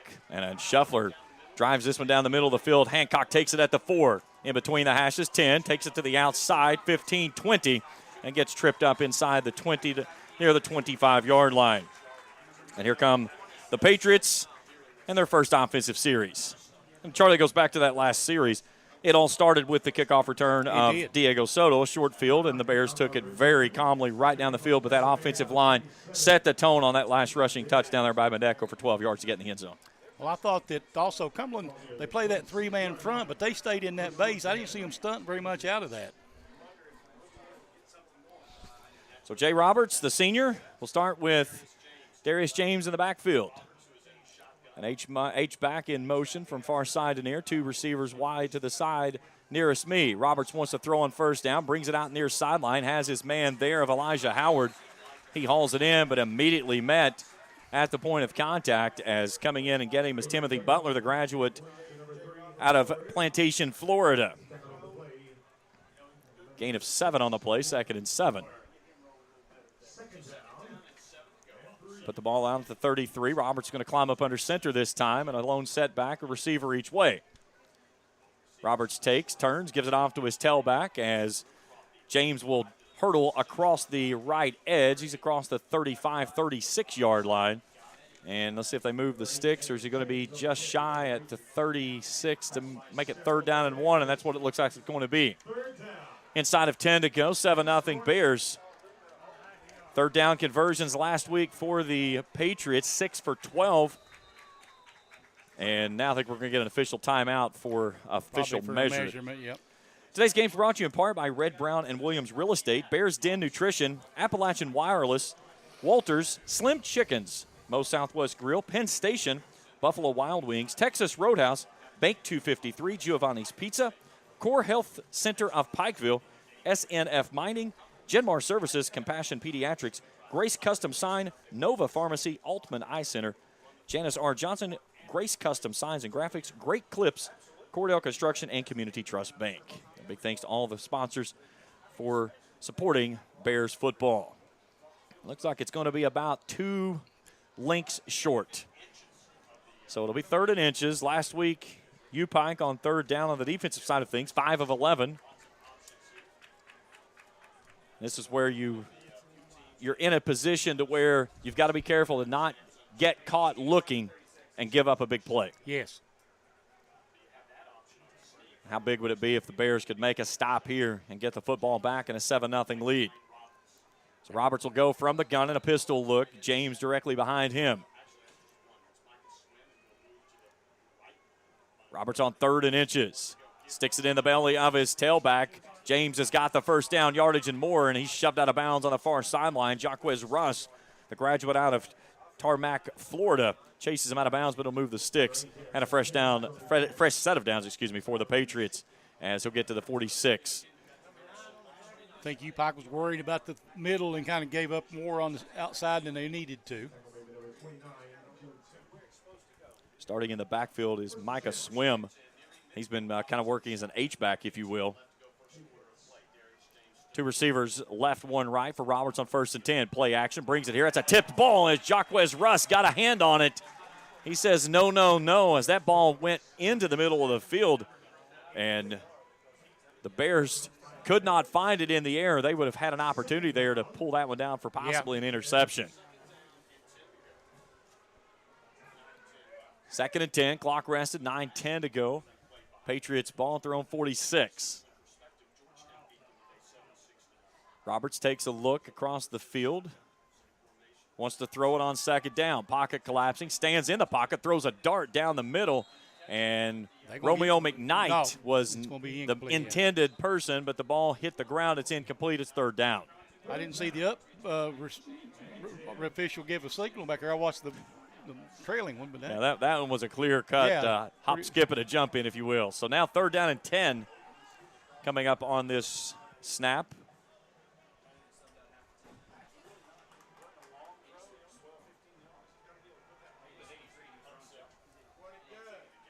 So this will be the 6th play of the drive coming up. Roberts will go in a twin set, still at his own 46.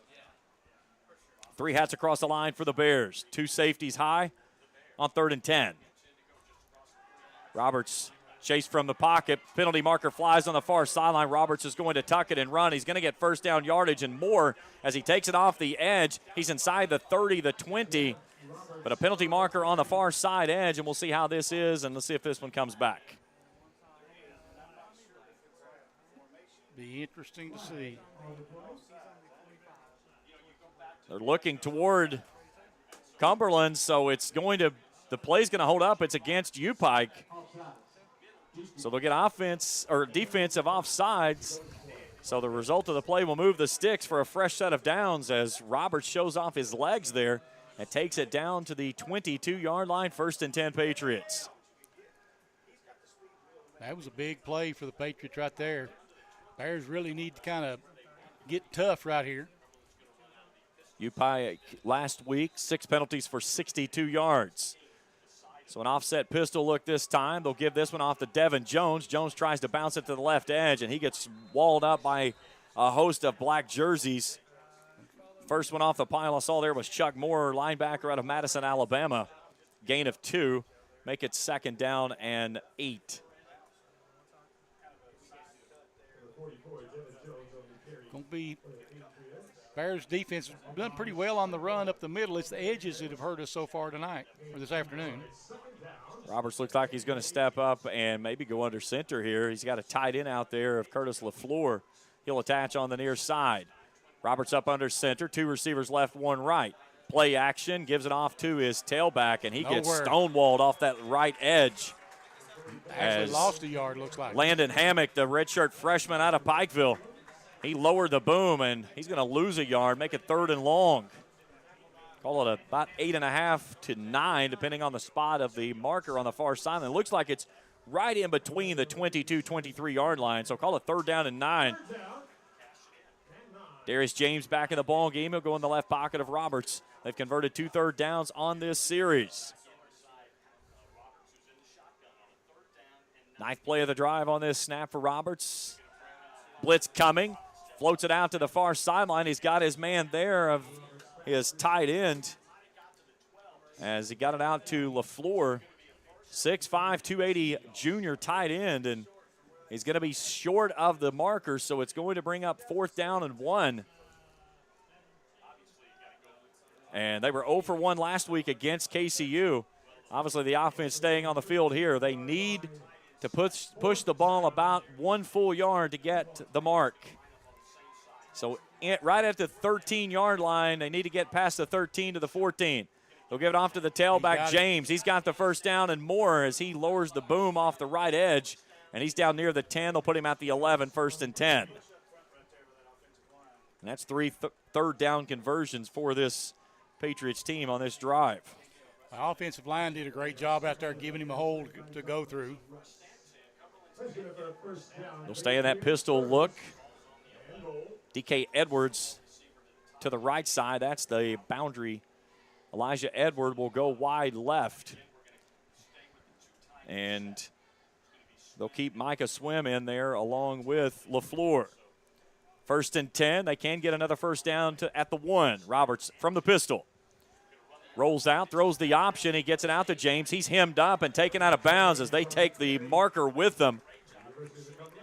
Leading the charge there was Jay Arnold, 285-pound sophomore out of Douglasville, Georgia. That big nose tackle. We've talked about Jay a lot last season. Yes. Here we are already talking about him here today. Broke the. I think the down and distance marker is broken in half. We're going to need some tape to fix that one up. Romeo McKnight will join Edwards on the wide side left. Howard stays right. LaFleur will attach on the right side, and now James in the left pocket of Roberts from 2nd down and 11 after a loss. And penalty marker flies, and we got a delay of game. So back it up 5 yards is the first penalty against the Patriots. And now you're getting, if you're UPike, you're getting them going the direction you want them to go, backward. That'll make it, 2nd down and about 16 after the penalty. Get a couple more plays like that, make it a little harder to kick a field goal here. And again, if you come away with this drive after having it 1st and 10 down to the 11, and you come away holding the 3, that feels good. Oh, yeah. So Roberts will go under center. James alone setback. Roberts on second and long. Turns, gives it off to James, and he is wrestled off the right edge. As wrapping him up there was Ben Tate, graduate student out of Spartansburg, South Carolina. 3.5 sacks to lead the team last year. He had 4 tackles and a forced fumble last week in the win over Campbellsville. So 3rd down 15 as they'll get the football down to the 16-yard line. Trips at this time for the Patriots. James the offset pistol back, and we get movement up front. And who comes across and were they enticed to come across is the question. They're both pointing as the nose tackle for U-Pike jumped, and as he did, the center reached up and smacked him in the head, and if that was the initial contact, that could be the difference of who gets the penalty against them. Let's check in with our official and our white hat to see what the call is going to be. And they're going to back it up. He jumped into the neutral zone, and in the process of doing so, the center reached up and smacked him in the helmet, and that was the contact. Yep, you got it. Whoever initiates a contact in the neutral zone, because in college you can get back. Yes. So back it up again and make it 3rd down and 20 from the 21-yard line. Trips left, 1 right. Robertson James in an offset pistol. Roberts, pressure coming up the middle, floating it toward the near sideline, and it's well overthrown, intended for Romeo McKnight. Well covered downfield as in coverage for the Bears. That was Joe Temp, the graduate out of Cottage Grove, Minnesota. And a big stop here and a long field goal attempt coming up for the Patriots. As John Matosin, they'll spot it at the 27, so we're checking the 30, or the 28, so make it a 38-yard field goal attempt from the near side hash mark. Low driving kick, and it is good. Line drive. Line drive, but it finds the uprights. 4:16 to play here in the first. U-Pike 7, University of Cumberland's 3. Back after this on the U-Pike Sports Network.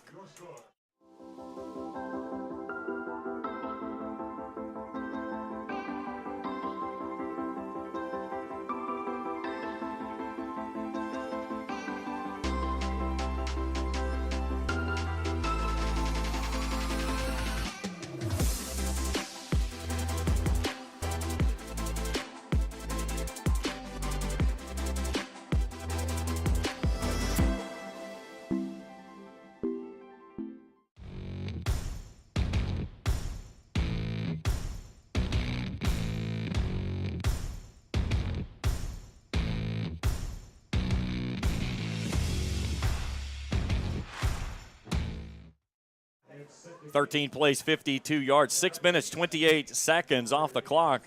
But the Patriots have to settle for 3, and it's a 38-yard field goal from John Matosin. And it's 7-3 with 4:16 to play here in the opening quarter. Well, they had a great return the last time. Let's see if they can repeat that. Of course, they may kick it to the other side of the field this time. Well, this time they've got Soto, the lone man, back. They'll put on the near side Ben Henson, Derek Griffith, far side as the upbacks at around their own 15. And John Matosin will put it on the 35 with no wind to speak of whatsoever here today. It has been just as calm as it can be. We are finally seeing some shade crawl its way onto the field, and it's going to be well welcomed, especially coming in that second half.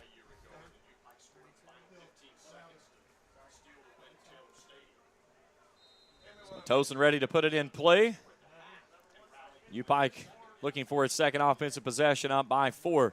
Little squib kick goes to the far sideline. That's Derek Griffith who fields it at the 18. He'll reverse fields, come near sideline, shed a tackle in the 15. He's got the near sideline, 25-30. Makes a man miss at the 35-40, and then he's chased down into his own bench up near midfield. So another great return for the Bears to start off their second possession. You know, when you can get this kind of field position, it's great to give the offense like giving them a gift. Put him at the 48 of the Bears, so another short field for Lee Kirkland and his crew. And this time we'll get Alex Sanders for the first time in the ball game. We'll do a stacked 2 guys in the slot, 4 receivers, 3 to the boundary. Sanders takes it, bounces it off to the edge, and he is swallowed up there. And Sanders could not get loose, as getting him off the edge was Cantrell Smith, 6-foot freshman. Had a half a sack last week in the win over KCU. They'll lose a pair on that one, make it 2nd down 12 at their own 46-yard line. Smith did a really good job getting a push off that edge. Yes. Here's Kirkland. Blitz coming off the edge. Kirkland pumps, comes near sideline. He's got his man there. He was going for Ben Henson. Breaking it up was Damon Mitchell. And Henson might have heard some footsteps coming there. And it looked like the ball came out of Kirkland's hands a little wobbly as well, as it wasn't just precisely on target where it is, and that's going to be 3rd and long.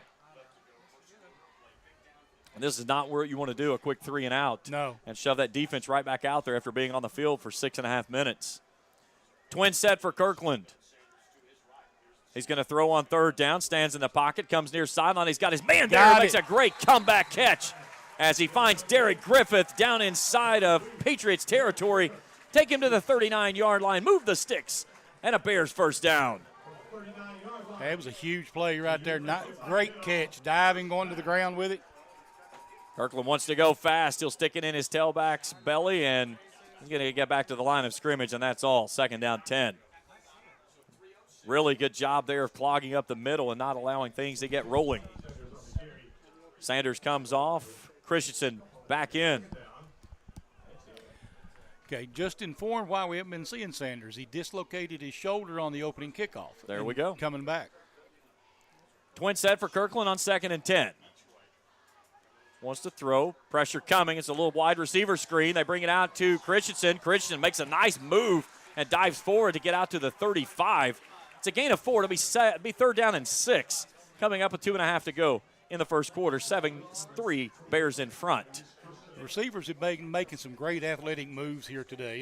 You got to give them a lot of credit for that.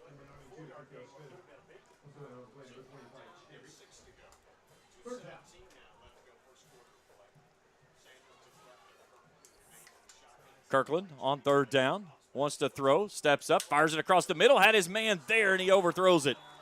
It was deflected. DeSoto tried to get underneath it, and it was intended for Ben Henson, and Soto almost ran underneath it. It falls incomplete. Clock rest 2:05 in the first, and it's 4th down and 6, and the Bears are going to go for it. You're kind of in that no man's land here. Not unfamiliar territory. They were 2 for 4 last week, moving from the sun to the shade. Kirkland trying to get them to move. He'll turn, look to the sideline, pick up the offensive play call.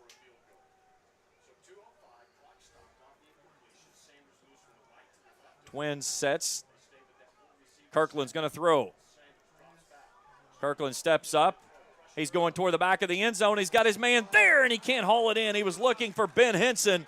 In coverage was Nate Hancock. Pass falls incomplete, and a turnover on downs. A few years ago, we had a field goal kicker we would have been kicking that one. Without a doubt. We saw him kick a 64-yarder over at West Virginia Tech. 64 will get it done a lot of nights. Yeah. So 7-3 our score, 157 first quarter, and the defense back on the field after the Bears offense turns it over on downs. So Darius James will join Roberts in the backfield, and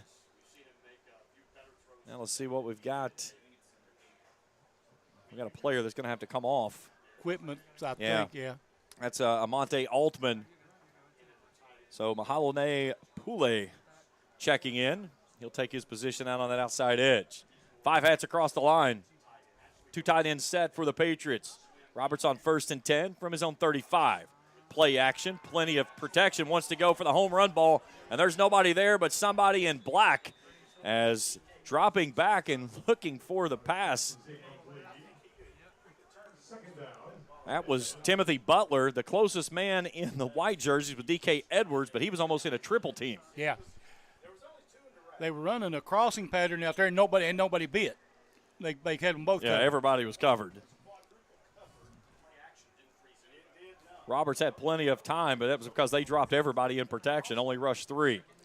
2nd and 10. Roberts gives it off to James. James starts right, gets stood up. If he stretches on out to the edge, he probably picks up a lot more. But a nice job there by Poulet on an open field tackle after a gain of a couple. It'll be 3rd down and long. 90 seconds to go here in the opening period. 7-3 Bears in front of the Patriots. Bears need to get a stop here and get the ball back because, they need to get off the field. We'll rotate into a nickel set here as Brett Bad Intentions Coleman checks into the ball game. Trip set wide left. James in the left pocket of Roberts from the gun on 3rd down and 8. Need the 45 of the Patriots to move the sticks. Roberts wants to throw. Pressure coming off the edge. Looking to the far side edge, and it's incomplete. Intended to Eli Evans. And a great stop there on 3rd down. It'll be a 3rd down, or 3 and out, and it'll give the ball back to the Bears here with 1:04 to play in the opening period. And that's exactly what you needed to see from your defense there. Quick 3 and out and get the offense back on the field. Yeah, the special teams have done a great job so far this afternoon, so hopefully they keep up that momentum. So Matosin will punt it away. 5 punts for 49.8 last week on the average. And Braylon Barton back to return for the Bears. And before he gets it away, we get a whistle. And penalty marker on the near side. And now they're counting players to see if they have 12 players on the field. He's counting 3 times, so. Yeah, he's still counting. One just snuck off on the near sideline here. The question is, did he sneak off before he got counted?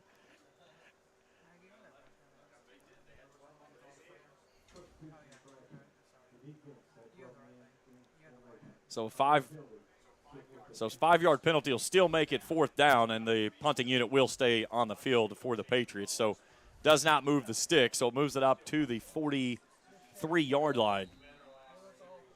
And now you see if you can try to pin them inside the 10. Low snap. Tosin booms this one off to the far sideline. Barton catches it at the 18, takes it to the far sideline. Penalty markers fly on the far edge. And let's see what we get from the other edge on the penalty marker as the Bears will take over with their worst field position here in the first 3 series.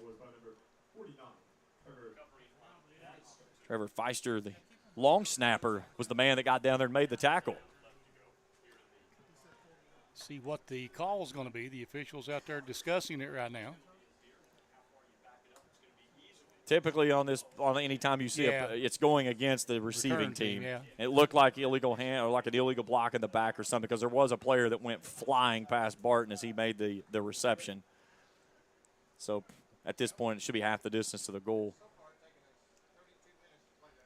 So they'll put it from the 20 and should take it back to the 10. And math works. So most of the time you see penalties on kickoffs and punts and all that. It's always against the receiving team. It's always on the marker, too. It makes it a lot easier to count. It always makes it easy to count those off. So here comes the offense. And we'll get our new quarterback in there as Xavier Malone will check in for his first series.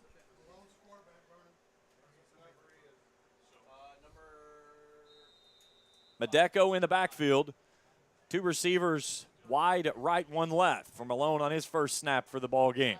High snap. They'll give it off to Medeco. And big hole off the left edge. And off to the races he goes. 30, 40, out to midfield and is shoved out of bounds on the far sideline by Nate Hancock. What a big play there as he'll take it all the way from the 10 down inside Patriots territory. 1st and 10 Bears. It's a huge play. The C's kind of opened up in front of him there. The offensive line did a great job. 43 yards on the scamper by Medeco. And that really takes the pressure off the offense now. They're going to turn and give this one off to Christensen. Christensen makes a man miss, sheds a tackle, and pushes the pile across the 35. A gain of 12, 1st and 10, and that may be the final play of the first quarter if the Bears elect to make it so, but we know how that typically goes. They've got 20 seconds. They can try to sneak 2 in if they want to. 1st and 10. Malone gives it off to Christensen again, he sheds a tackle at the 30 and falls down to the 26. That's going to be a gain of 9. That's going to be the first quarter. 7-3 U-Pike in front, but the Bears are driving when we return on the second quarter here on the U-Pike Sports Network.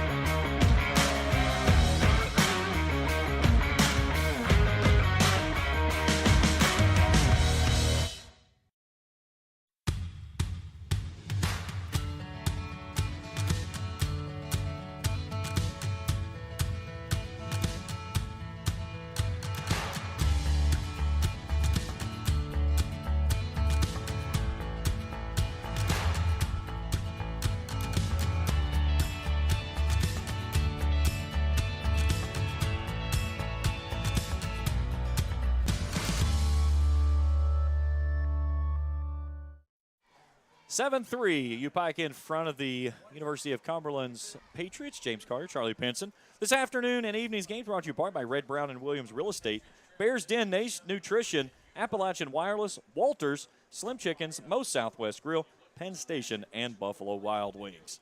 Charlie, we were talking here in the break. Adrian Madako, 4 carries for 61 yards, 43 of those on that big play from first down and 10. Last season, 29 carries, 117. He's really being the workhorse here today, and especially after Sanders, we were understood he was injured on the opening kickoff, and that's why they've kind of gone away from his number. But between Madako and Christensen, they've done a really good job. They've done an excellent job. I mean, and the offensive line really opening up some big holes for them out there, making their job a little easier. And we talked about that offensive line in the pregame show of how big they were last week.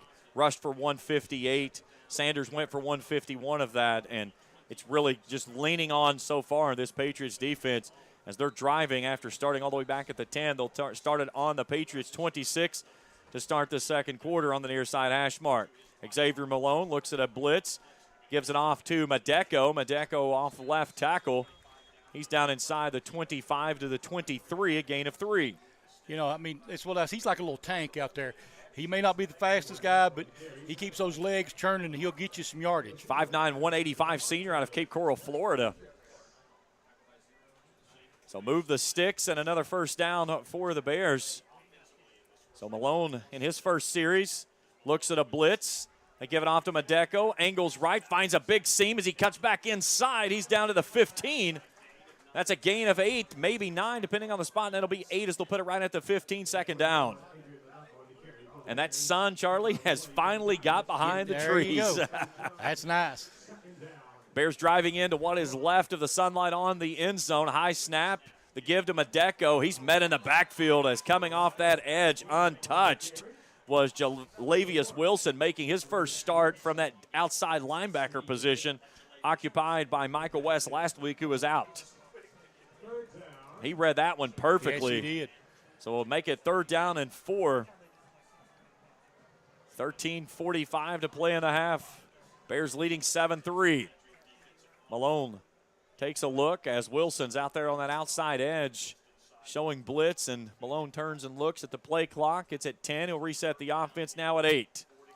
2 receivers right, 1 left. Malone wants to throw on 3rd down. Pressure coming.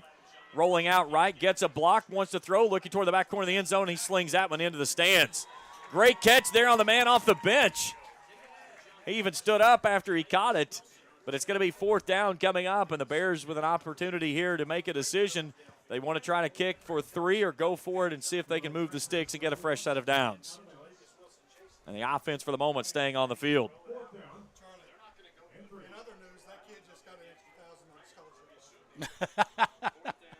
The kid off the fence got an extra scholarship offer.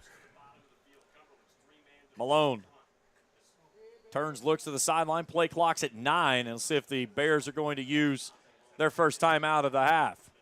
Malone takes it, trying to get people to move, and nobody gives, and they will take the timeout. 13:19 to play here in the opening half. 7-3, lights on here at Hambly Stadium and Hambly Athletic Complex, I should say. But this is a big series right here. again, you kind of feel like the Bears offense is really driving the ball down the field at will, but they've got to find a way to get the ball into that orange zone and punch it in for points. You're right. And this is it kind of on that edge. I don't know what his actual range is, so this is what we're looking at, about a 30. I think we're at the 17, so making about a 30, 31-yard kick. Yeah. He's plenty in range if they elect to go that way. Headley did attempt one last week. It was blocked. Will be interesting, to see what decision they make. Sanders, 2 carries. He is now tied for the record in most carries in school history. Okay, so we just told with Alex Sanders 2 carries today. That tied him for most in school history. As we talked about his career, he just continues to rewrite those record books. Coming in, he's 3rd in carries, 4th in yards, rushing touchdowns 5th. So he just continues to add to those accolades. But for the moment, it's Adrian Madek who's had a hot hand with Xavier Malone from a pistol look. Twins set between the hashes at the 17 of the Patriots. 3 long, make it a 4th and a long 3 for the Bears here, trying on their 2nd time in the ballgame to move the sticks on 4th down. Malone at 15 turns to the sideline and looks to Wilson Illy for the call.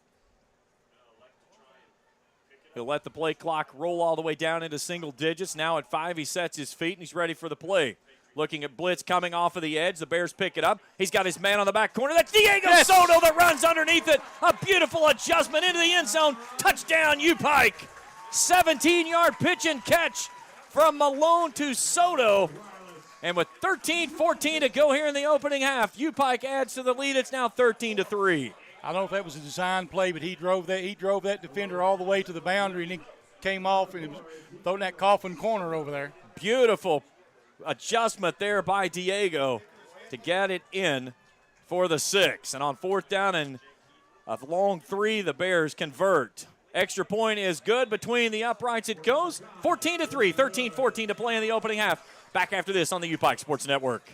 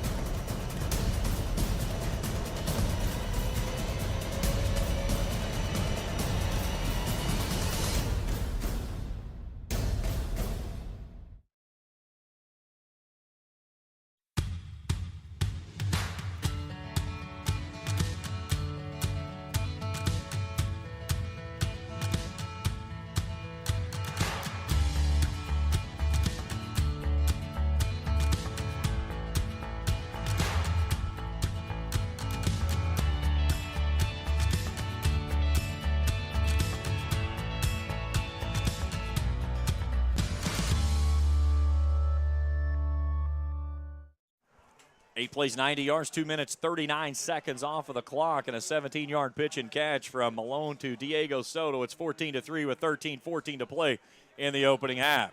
Kickoff drives McKnight back to the 4. He'll come right up the near side seams, slips a tackle for a moment. A penalty marker flies as Anthony Grant nearly sawed him off in front of the Bears bench.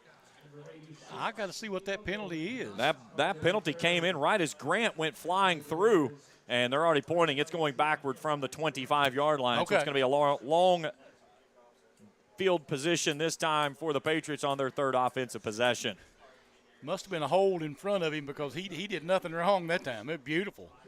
Yeah, they'll put it back from the 25. So Jaquan Roberts and his crew will come out for their 3rd possession, trailing 14-3, 13:08 to go in the opening half. So the field totally covered in shade, and Roberts will start with James in a pistol look. Twin receivers stacked up on the boundary right over top of Jaquez Russ. The turn to give to James. James looks for a hole. There's not much there as he comes off the near sideline. And flying in there and wrapping him up is Myson Livingston, graduate student out of St. Mary's, Georgia, pride of Camden County High School. Give him a gain of a couple, and the Patriots want to go quick. Roberts gives it off to James again. bouncing off of tacklers as he tries to get loose out to the left edge. He'll pick up the 20. And it's going to be third down. I'll pick him the 21, so third down and 4. The Patriots want to go quickly again. A triple stack on the near sideline. Here's James again. He's going to come off the edge, and he gets swallowed up as that was no one home except for black jerseys.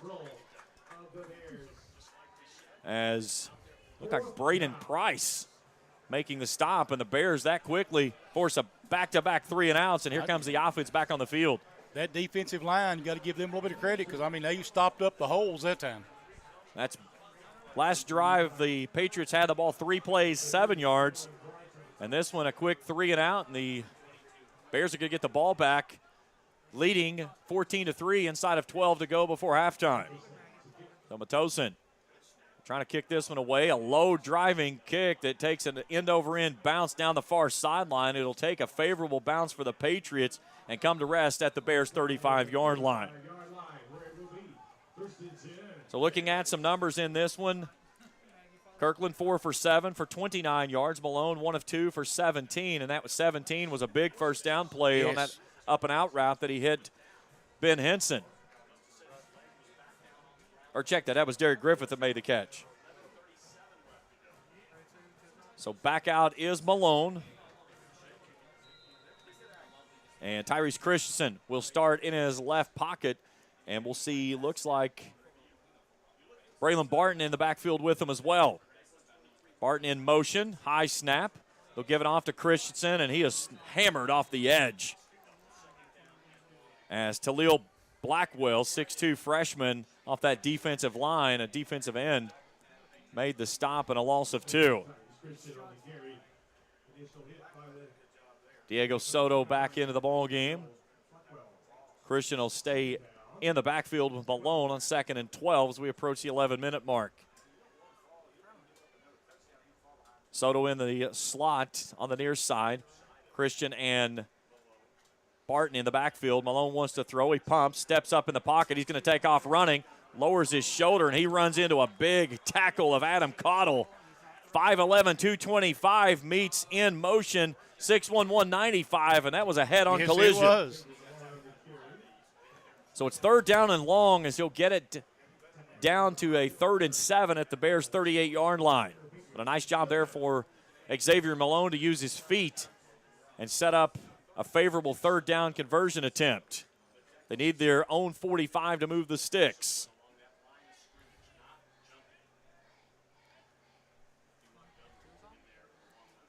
Bears 3 for 5 on third down conversions in the ball game. On the season, they were coming in 9 of 17. That's 53%. And the play clock is at 0. And let's see did they get the timeout. And now they're going to take a delay of game. So back it up 5 and make it third down and 12. Just negated that run. So off is Barton. Back into the ball game is Ben Henson. Clock continues to roll as we go across the 10-minute mark coming up on this snap. Maury Hardwick and Diego Soto on the near side. That's the wide side left for Malone. Pressure coming. Malone standing in the pocket, and then this time he's not going to get free. As coming off the edge and picking him up was Major Newman, inside linebacker. And a big stop there by the Patriots defense will force the punt coming up for the Bears. If he could have made time, somebody had to be open because they brought everybody. They brought the box, and they loaded it up on that edge, and he just could not find it. If he noticed that coming off that edge, the outside edge was open. There was a lot of running room.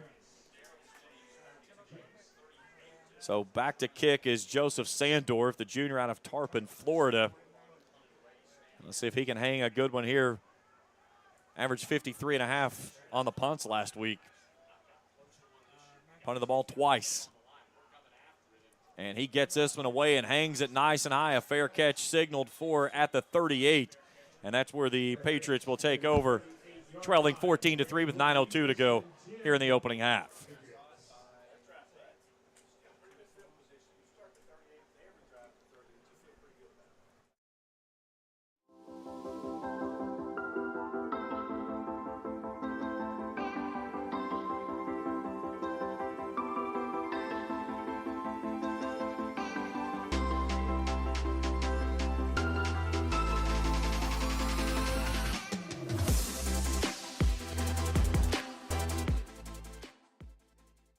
11.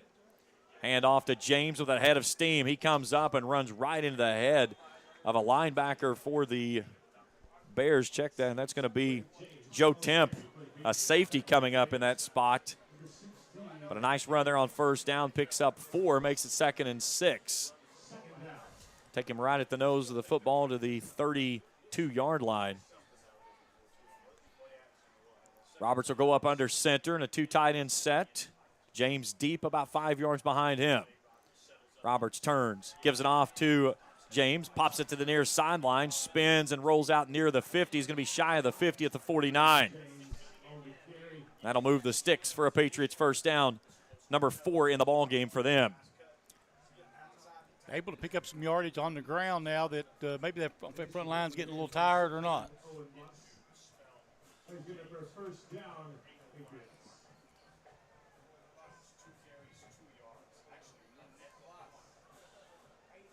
Another 2 tight end set for Roberts on 1st and 10, just shy of midfield near side hash mark.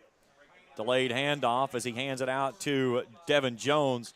Jones will fall forward across midfield to the 49, a gain of 2. And the Patriots move into the Bears territory as they get just across the midfield stripe. Look for a play action out of here any moment here because they're really setting it up like they're going to keep it on the ground with that double tight look. They go out to a single tight end look now. As swim goes off, LaFleur will be the lone tight end. He'll work on the far sideline. 2 receivers right, 1 left. Pistol look for Roberts, 7:17 to play first half. Man in motion is Folk. They'll give it off to the tailback. That's Jones. He works off the left edge, and he's down to the 45-yard line. He'll make it 3rd down.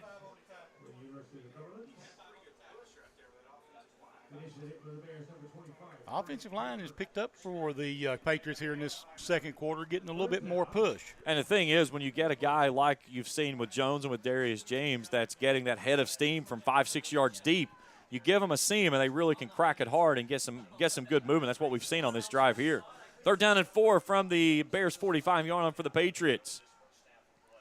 2 of 6 on 3rd down conversions in this ball game. Roberts standing at midfield. He's going to call his own number, roll it off left, come back right. He's going to be short.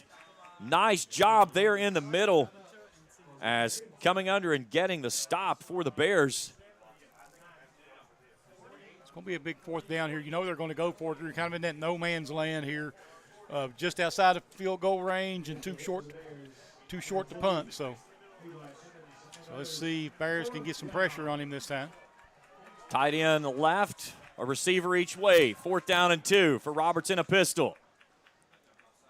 UPike showing blitz off the edge. They've got 5 hats across the line now. They're walking up 2 of those linebackers on the edge. They need the 41 to move the sticks. Here's the turn, give to James. He's got first down yardage and more as he slips free right off the right edge of the center across the 40. And they'll take him down to the 38-yard line. And that'll move the sticks in another first down.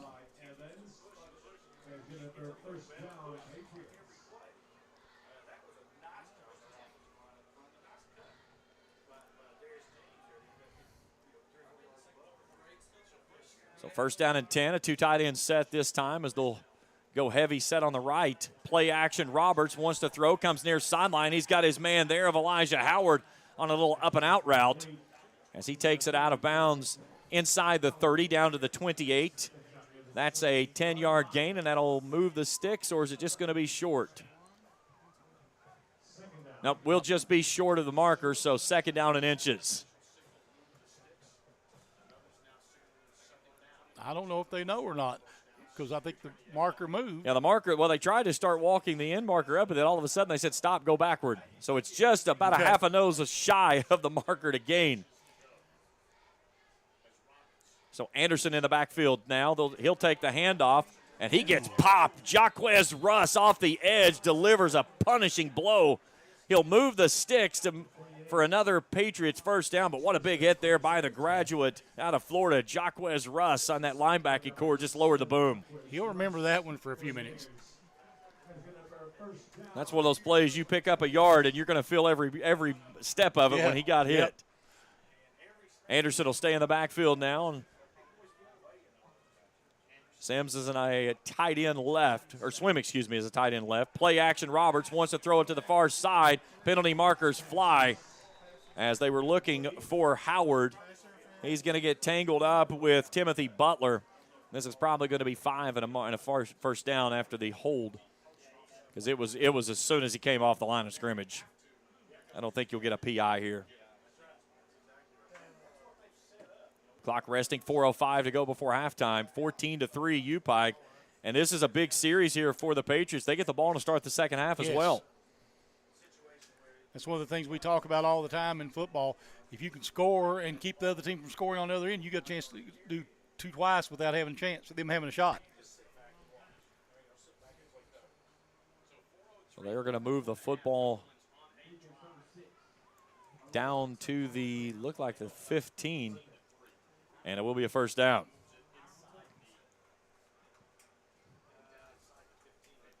Now they'll put it right at the 15, in between the hashes now. So a fresh set of downs for Roberts. Andreas Anderson stays in the backfield. 2 receivers right with a tight end of Swim. LaFleur attaches on the left side. Clock rolling inside of 4. Roberts on 1st and 10. Gives it off to Anderson on a sweep to the right.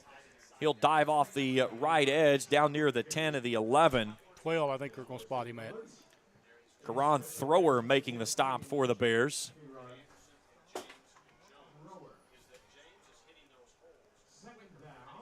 So back into the ball game is Darius James now. Ball down to the 12, a gain of 3, 2nd and 7. 3:30 to play in the half. 11-point lead for the Bears. Defense trying to bend but not break here once again. Pistol look as the Bears loading the box.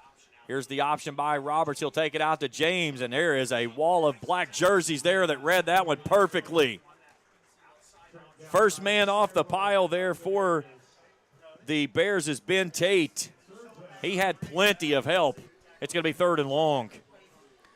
Well, you want to stop and make them attempt a field goal here. And I think it's a win if you can do that. Absolutely. We talked about that earlier. If they can keep it at 3 each trip, especially when they drive down inside the red zone, that's huge. Last week, 5 trips into the red zone, all 5 of those touchdowns. Today, they've gotten into the red zone once and had to settle for 3. So this time, an offset pistol look. James in the right pocket of Roberts on 3rd down and 7 from the Bears' 12-yard line. 2:30 to go with a man in motion. Play action, Roberts floats it out to the near sideline. He's got James there at the 5. He breaks free and dives for the pylon, and he's in for 6. Touchdown, Patriots. 12-yard touchdown catch for Darius James as Jaquan Roberts throws his first touchdown of the season. 2:24 to go before halftime, and the Patriots trim the lead. Now it's 14-9. Big play right there. They had pressure on him. He delivered the ball where it needed to be. So John Matosin, 6 for 6 last week in PAT attempts. Hancock will set it down and try to cut it down to a 4-point lead. But the Bears will have 2:24 to go and 2 timeouts as the extra point attempt is good, and it's 14-10 with 2:24 to go before halftime. Back after this on the U-Pike Sports Network.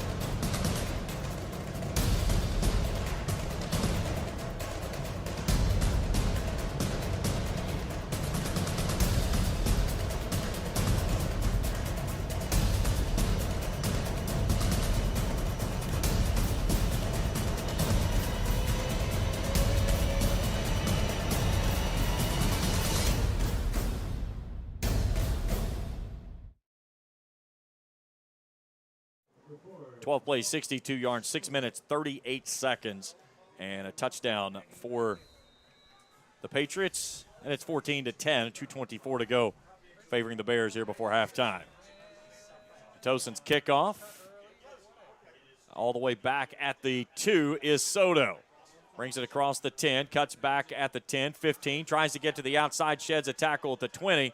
and he's still driving his legs. He's finally tackled out of bounds into the Patriots sideline. And it'll be about a 74, 75-yard field that the Bears will have to travel with 2:15 to go before halftime and leading by 4. They certainly don't want to go quickly and 3 and out and hand the football back here and give a really big opportunity to a 2-for-1 for the Patriots, as they will get the ball to start the second half. Yeah, Barrett, they need a good drive here. A quick score we'll take, but other than that, Let's see who they go with here. Looks like it's going to be back to Lee Kirkland they come, as Malone will stay on the sideline after delivering the touchdown strike on the last drive. So Tyrese Christensen will start in the backfield. A trips look for Kirkland from the gun on 1st and 10 from his own 26. Kirkland on 1st and 10. Pressure coming up the middle. Brings it out to Christensen on the far sideline. He's chased out of bounds in the Patriots bench. He'll get the 28-yard line. That'll gain of 2. I've actually checked it to 27 now, so a gain of 1, 2nd down 9. Good defensive pickup that time by the Cumberland Patriots. Inside of 2 to go before halftime. Kirkland has plenty of time, throws it across the middle on a crossing route as he's got his man of Derek Griffith, who gets a block down the near sideline. Griffith's got the edge. He's trying to get it in for 6, but it's coming way back as there's a penalty marker back at midfield. Yep. As they're going to get that one on the Bears and negate a big play there by Derek Griffith. They'll get a first down on the play, but either way, it's going to back it up for an illegal block in the back. And that's a tough break again for sure, because DeAndre Stafford is the man that's going to be the guilty party. So it was at the 50. Now they bring it all the way back to the 44 and put it at, okay, they just stopped it while he did this thing. Okay, from the 50, 10 yards, and then moves the stick for a first down. 9th first down of the ball game for the Bears. 1:41 to play before halftime. That was a beautiful play. Had all kinds of room. Oh, yeah. And just unfortunately a not needed block there, as Griffith was going to take him down that edge anyways. So Kirkland on 1st down and 10. Edge pressure coming. Kirkland scrambling out. Throws as he's hit. It makes the pass completion, but unfortunately it's going to be behind the line of scrimmage as Damon Mitchell played it well. Christensen makes the catch, but it's a loss of 1, and it's 2nd down 11. And Coach Corey Phipps will burn a timeout here with 1:29 to go in the opening half. Today's game is brought to you in part by Texas Roadhouse, Bank 253, Giovanni's Pizza, Core Healthcare Center of Pikeville, SNF Mining, Jim R Services, Compassion Pediatrics, and Grace Custom Sign. Stay tuned with us at the half. We'll check scoring and stats of this one, scores from other games, as well as around top 25 action in college football. A lot of games around the area, around the league today, but none bigger than the debut of Deion Sanders in Colorado, and they go to TCU and upset the Horned Frogs. Yep. His son throws for 510 yards, 4 touchdowns in his debut. They had 4 receivers for 100-plus yards. Last year, the Colorado team had 2 100-yard games the entire season from the receiving corps. He's a dynamic guy. He said in his post-game interview today, he said, we told you, we listened, we took receipts. We all know that Deion, he was a talker in his days of the league, and he's definitely going to take the nation by storm with his team. All right, 1:29, 2nd and 11 for Kirkland. Pressure coming off the edge. Kirkland stands in the pocket all kinds of time. Britt delivers it across the middle. He was looking for Griffith, but the pass was low. It's incomplete. It's 3rd and 11. They need midfield to move the sticks, and this is definitely not a position to where you would be in 4-down territory. No, you'd have to punt it away here. Patriots have all 3 of their timeouts if they would need them if they get the football back. But now, how aggressive does the Patriots defense get? 2 high safeties for Kirkland. They rush 4. Kirkland, he's got a man on the far sideline, was looking for Ben Henson, and there's the penalty marker. Hung up with Nate Hancock as Hancock grabbed him as he came out of his cut. They'll try to say that the ball was uncatchable, but as soon as he came out of his cut, Hancock wrapped him up.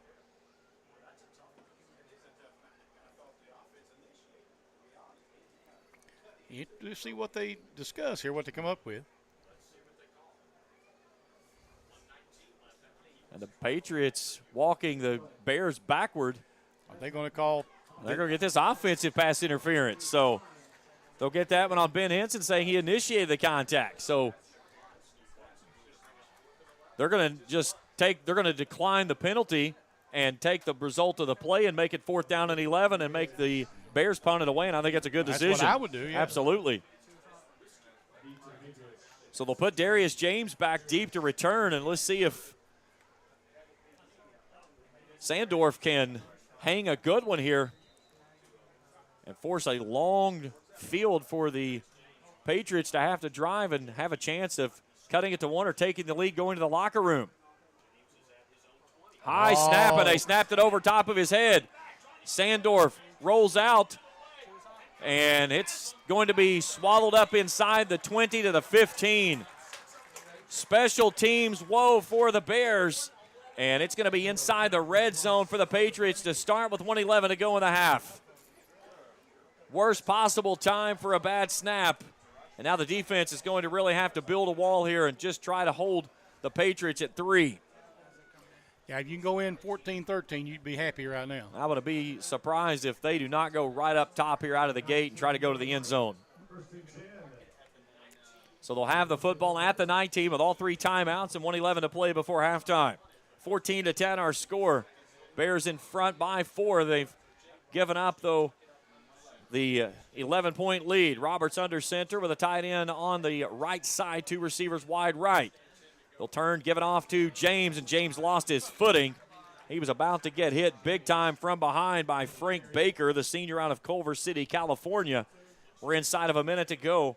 No gain on the play, 2nd down 10. Actually, no, they're going to move him back a couple now. Yep. So a loss of 2 on the play to the 20, right in between the 21-22 yard line. And now the Patriots taking their pleasant time here to get this one away. 40 seconds to go in the half. Roberts wants to throw on 2nd down. Pressure coming up the middle. Roberts floats it to the near sideline and completely overthrows his man of D.K. Edwards. There was no one in the area. Closest man there was the Bears defender of Karan Thrower. Hey, Bears got a break right here so far. And that was something I was talking to you about in the pregame about Roberts. Is he's not a guy that throws agile from the run. He can throw with his feet planted, but trying to throw on the run does float a lot of those balls. So 3rd down and 11, 34 seconds to go in the half. Roberts with a twin set. Now James in his right pocket, an offset pistol look. 3 hats across the line for the Bears. They'll walk a man up into the 4th. Now they'll drop him back in the box. Roberts wants to throw, stands high in the pocket, shifts, looks right, brings it out to James. James at the 20, cuts back into the center of the field, and it's a nice open field tackle there by Levi Evans to take him off his feet, shy of the 10, and that'll bring up 4th down. So they're going to take the ball down, or the time down to probably about 2-3 seconds and burn the timeout and kick the field goal.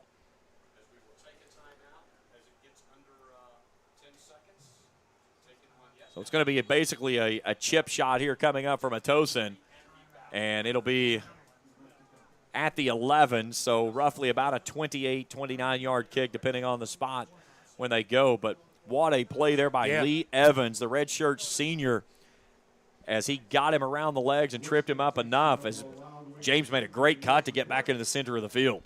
Oh, he did. I mean, it was a beautiful play. And, I mean, it was a shoestring take. He just grabbed him by the ankle, and that was it. I mean, you know. You look at after the way that the Bears started this football game, their last drives, they went touchdown, turnover on downs, touchdown, 3 plays minus 14 with a punt, 6 plays minus 7 turnover on downs. And that was after the botched snap that gave the University of Cumberland this great field position, but the defense really stood tall here. And if you can get into the locker room holding this at a 1-point lead instead of going in down with the Patriots getting the football to start the second half, you've got to feel good about yourself. I think so. You know, it could be nice to see them muff a snap right here, but, you know. or try to get in here and block one. So Matosin, he'll go for his second attempt of a field goal. He had the first one back in the first quarter. And this one will be from the 18-yard line on the far side hash mark. So about a 28-yard kick. Hancock will put it down. And before he gets it away, Coach Corey Phipps burns that last time out. He got the kick away, went ahead and got an extra swing of the leg, but Coach Corey Phipps does that use it or lose it timeout. 2.9 to go. Sometimes that works, sometimes it doesn't. It's one of those the old coach adage is you can't take it with you, so might as well use it. You know, let's be honest. Kickers are a different breed. If you it just anything can get in their head sometimes. Oh, without a doubt. My son, he kicked through high school, and it was kind of like the game of golf. If you get the yips, it's bad. But if you're in and you're on, it doesn't matter what happens. Yeah. It's ice water in their veins, and it's a different thing. But all you have to do is make that kicker think about something that maybe didn't feel right or go right on when they swung the leg there. Try to make that adjustment. Make that adjustment, and sometimes it's a more adjustment than what they want. So, again, a 28-yard kick here.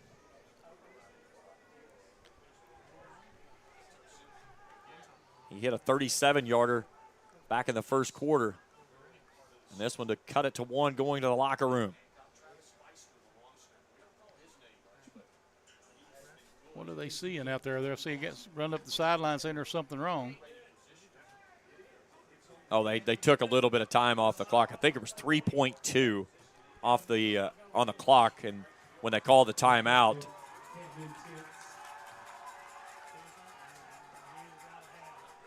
I'm not certain what I don't know, but they're upset. They're upset. Corey Phipps walked all the way back down from the sideline, all the way down to where the kick is. He got his headset off too. But now our white hat steps in, and they're still having a conversation down near where the ball is spotted. So now we're ready to go as everybody's bunched in tight. Matosin for a 28-yard kick to cut it to one going to the locker room. Hancock to set it down. Feister, the long snapper for the Patriots. Low snap, a good hold, and he drives that one through. And it's 14-13, but a penalty marker's on the field. Wait, hold on there. Just a second. We may play an untimed down. If that's a roughing the kicker, you've got the option. Do you take the points or do you take the penalty and maybe try something? I don't think you're going to take points off the board. But no, I wouldn't. That's a cardinal sin. Yeah, penalties decline. They'll keep the points, and we're at the half. 14-13, U-Pike in the locker room up by one. Halftime show when we return after this on the U-Pike Sports Network.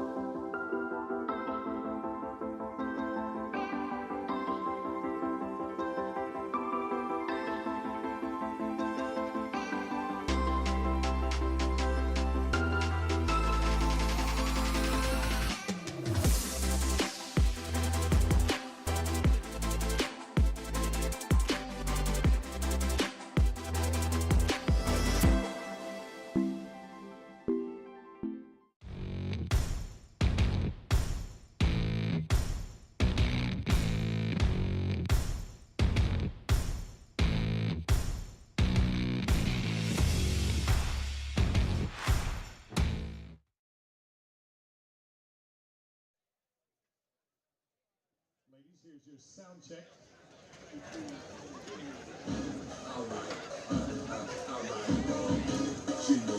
I know, turn it up.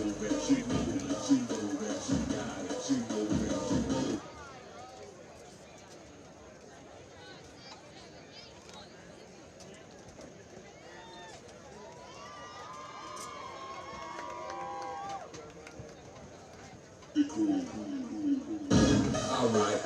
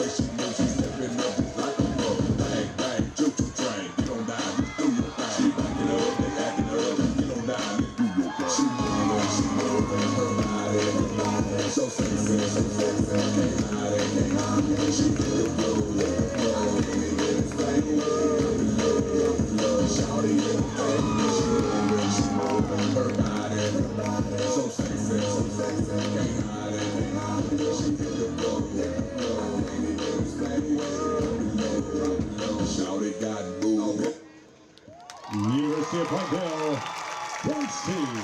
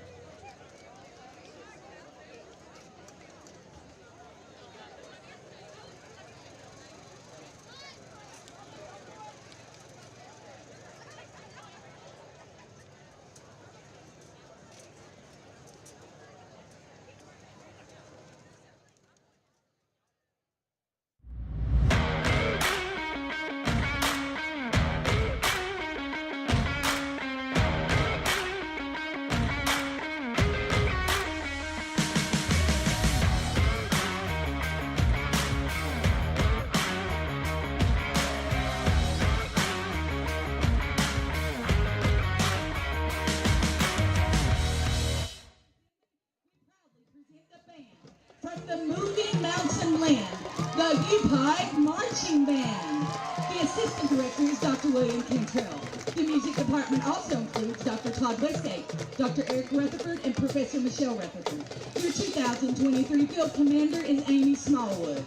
Today, the U-Pike Marching Band presents their first halftime show of the season, featuring music from some of the biggest pop artists, Beyonce, Taylor Swift, and Miley Cyrus.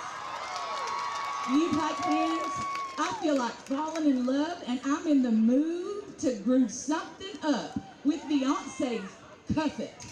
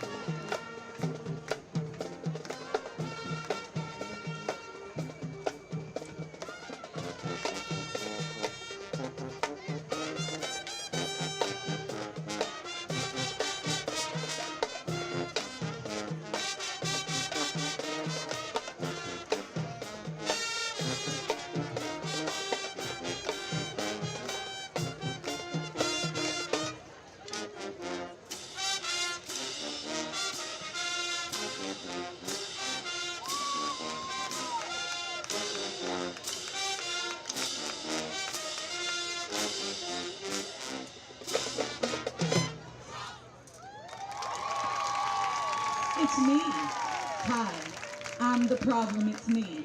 And at tea time, the U-Pike Band agrees with Taylor Swift's Eras Tour hit, Anti-Hero.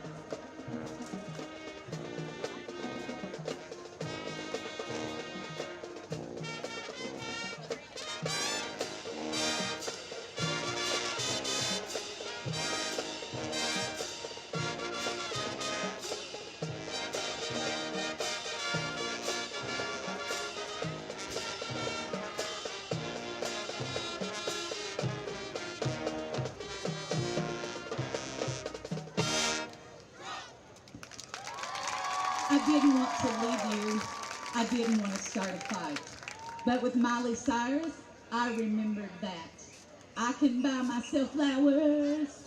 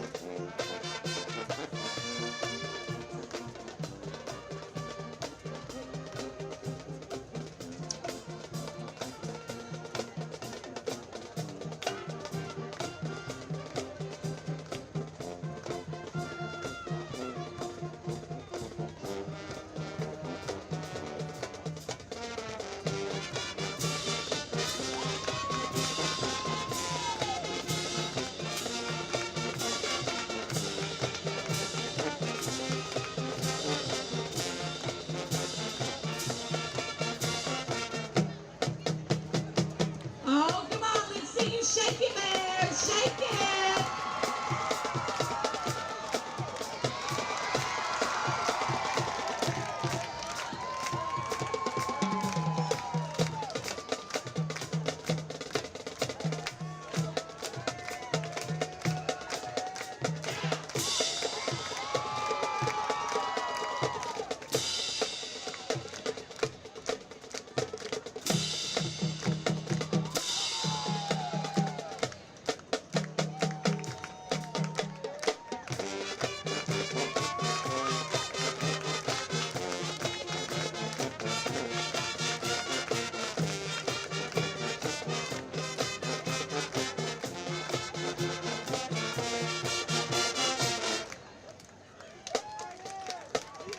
Ladies and gentlemen, let's give it up for your 2023 U-Pike Marching Band. Go Bears!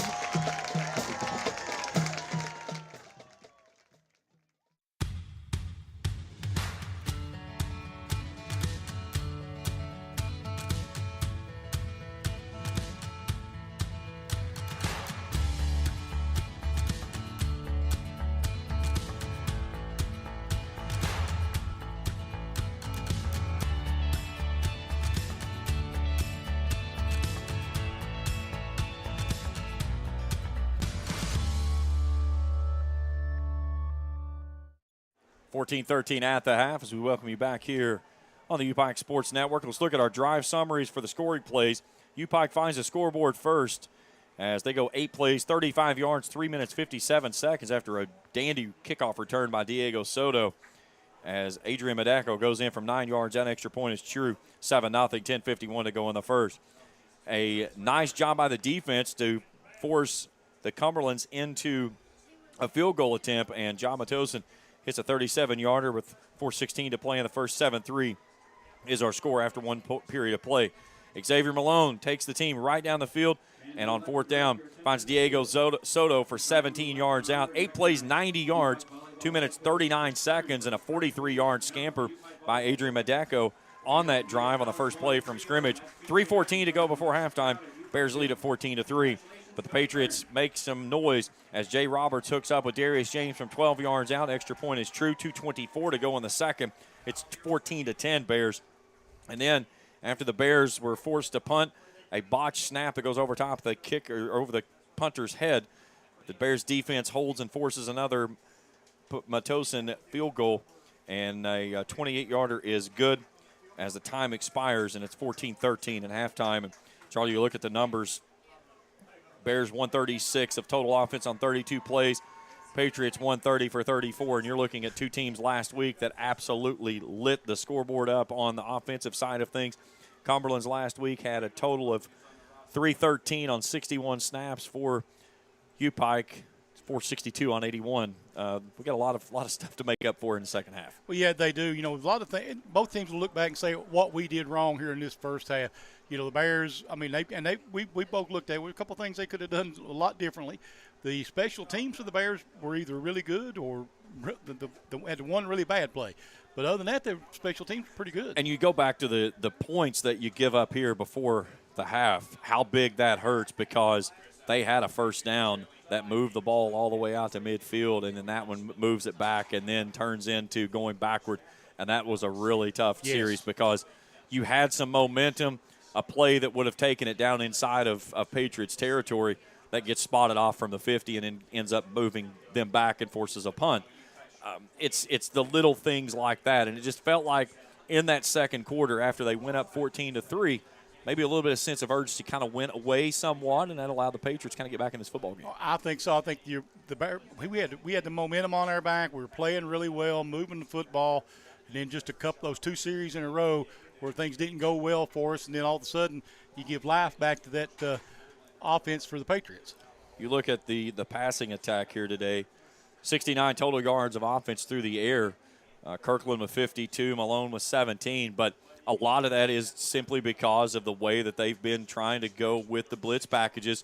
They're bringing guys off the edges, and they're trying to put one more in the box, and you've got guys to cover, forcing somebody to have to step up and really forcing Malone and Kirkland to have to try to throw on the run or have to move them around in the pocket before they can set and try to go down the field. Exactly. You know, that's the thing. We were looking at that earlier. You know, there's nothing underneath. It's either you got to throw a home run ball or maybe a hot route if you can get one really quickly out of the backfield because you're not going to have time to step up and sit in the pocket very long. Early on, they did. Kirkland had some time. Most of that first quarter, he was having time. And then they came in with that blitz package and kind of caught them off guard. So maybe that's something they can rectify at half. Another thing you have to really put a wrinkle in the offense when you take out Alex Sanders. I mean, he's the do-it-all type of guy. He's the spark plug. Was injured on the opening kickoff. We have seen him very little, and we don't know if he's going to play in the second half and certainly not going to speculate on anything. But with that being said, Adrian Medeco, you've got to give that young man a hat tip of what he's done. 7 carries for 72 yards. He's got the one touchdown. He broke the one for 43 that got the Bears moving the other direction when they scored their second touchdown. Last season, 29 carries for 117. He catched the ball one time last week for 10 yards. And when you get that kind of production on that's kind of that next guy up mentality, that's huge, especially in this kind of type of atmosphere. Well, yeah, like I say, he's been very serviceable, done everything they've asked of him. Actually, more than they've asked of him. That big 43, I don't think anybody saw that coming. But, I mean, I give him a lot of credit, man. He was chugging down the field. Tyrese Christensen's another guy that's kind of jumped in there and shouldered a load as well. 5 carries for 23 yards, averaging 4.6 a carry. And, again, anytime you're an offensive player, if you can push out 5-6 yards of play, it's pretty easy to deal with third downs because a lot of times you're not looking at many of them. That's exactly right. That's what you want. If you can get 5 yards or 4 yards, on first and second down, 8 in the first 2, then at third down, you got the whole playbook wide open in front of you. Both teams with 9 first downs in the first half. Possession arrow favoring the Patriots in time of possession, 17:05 to 12:55. Third down efficiency has been pretty much across the board about the same. 3 for 9 for the Patriots, 3 for 7 for the Bears, but the big one right there, 2 for 2 on fourth down conversion attempts for the Patriots here today. UPike 1 for 3. Yeah, that's big right there. You got to get your defense to step up on that fourth down. I mean, they've really got to sell out and make a play there. 14-13 at the half, just a little bit over 8 minutes to go. We'll take a break. We come back. We'll check some scores around college football as well as in NAIA as we get you ready for the second half of action. Patriots will have the ball, and our coverage continues here at the halftime show on the UPike Sports Network.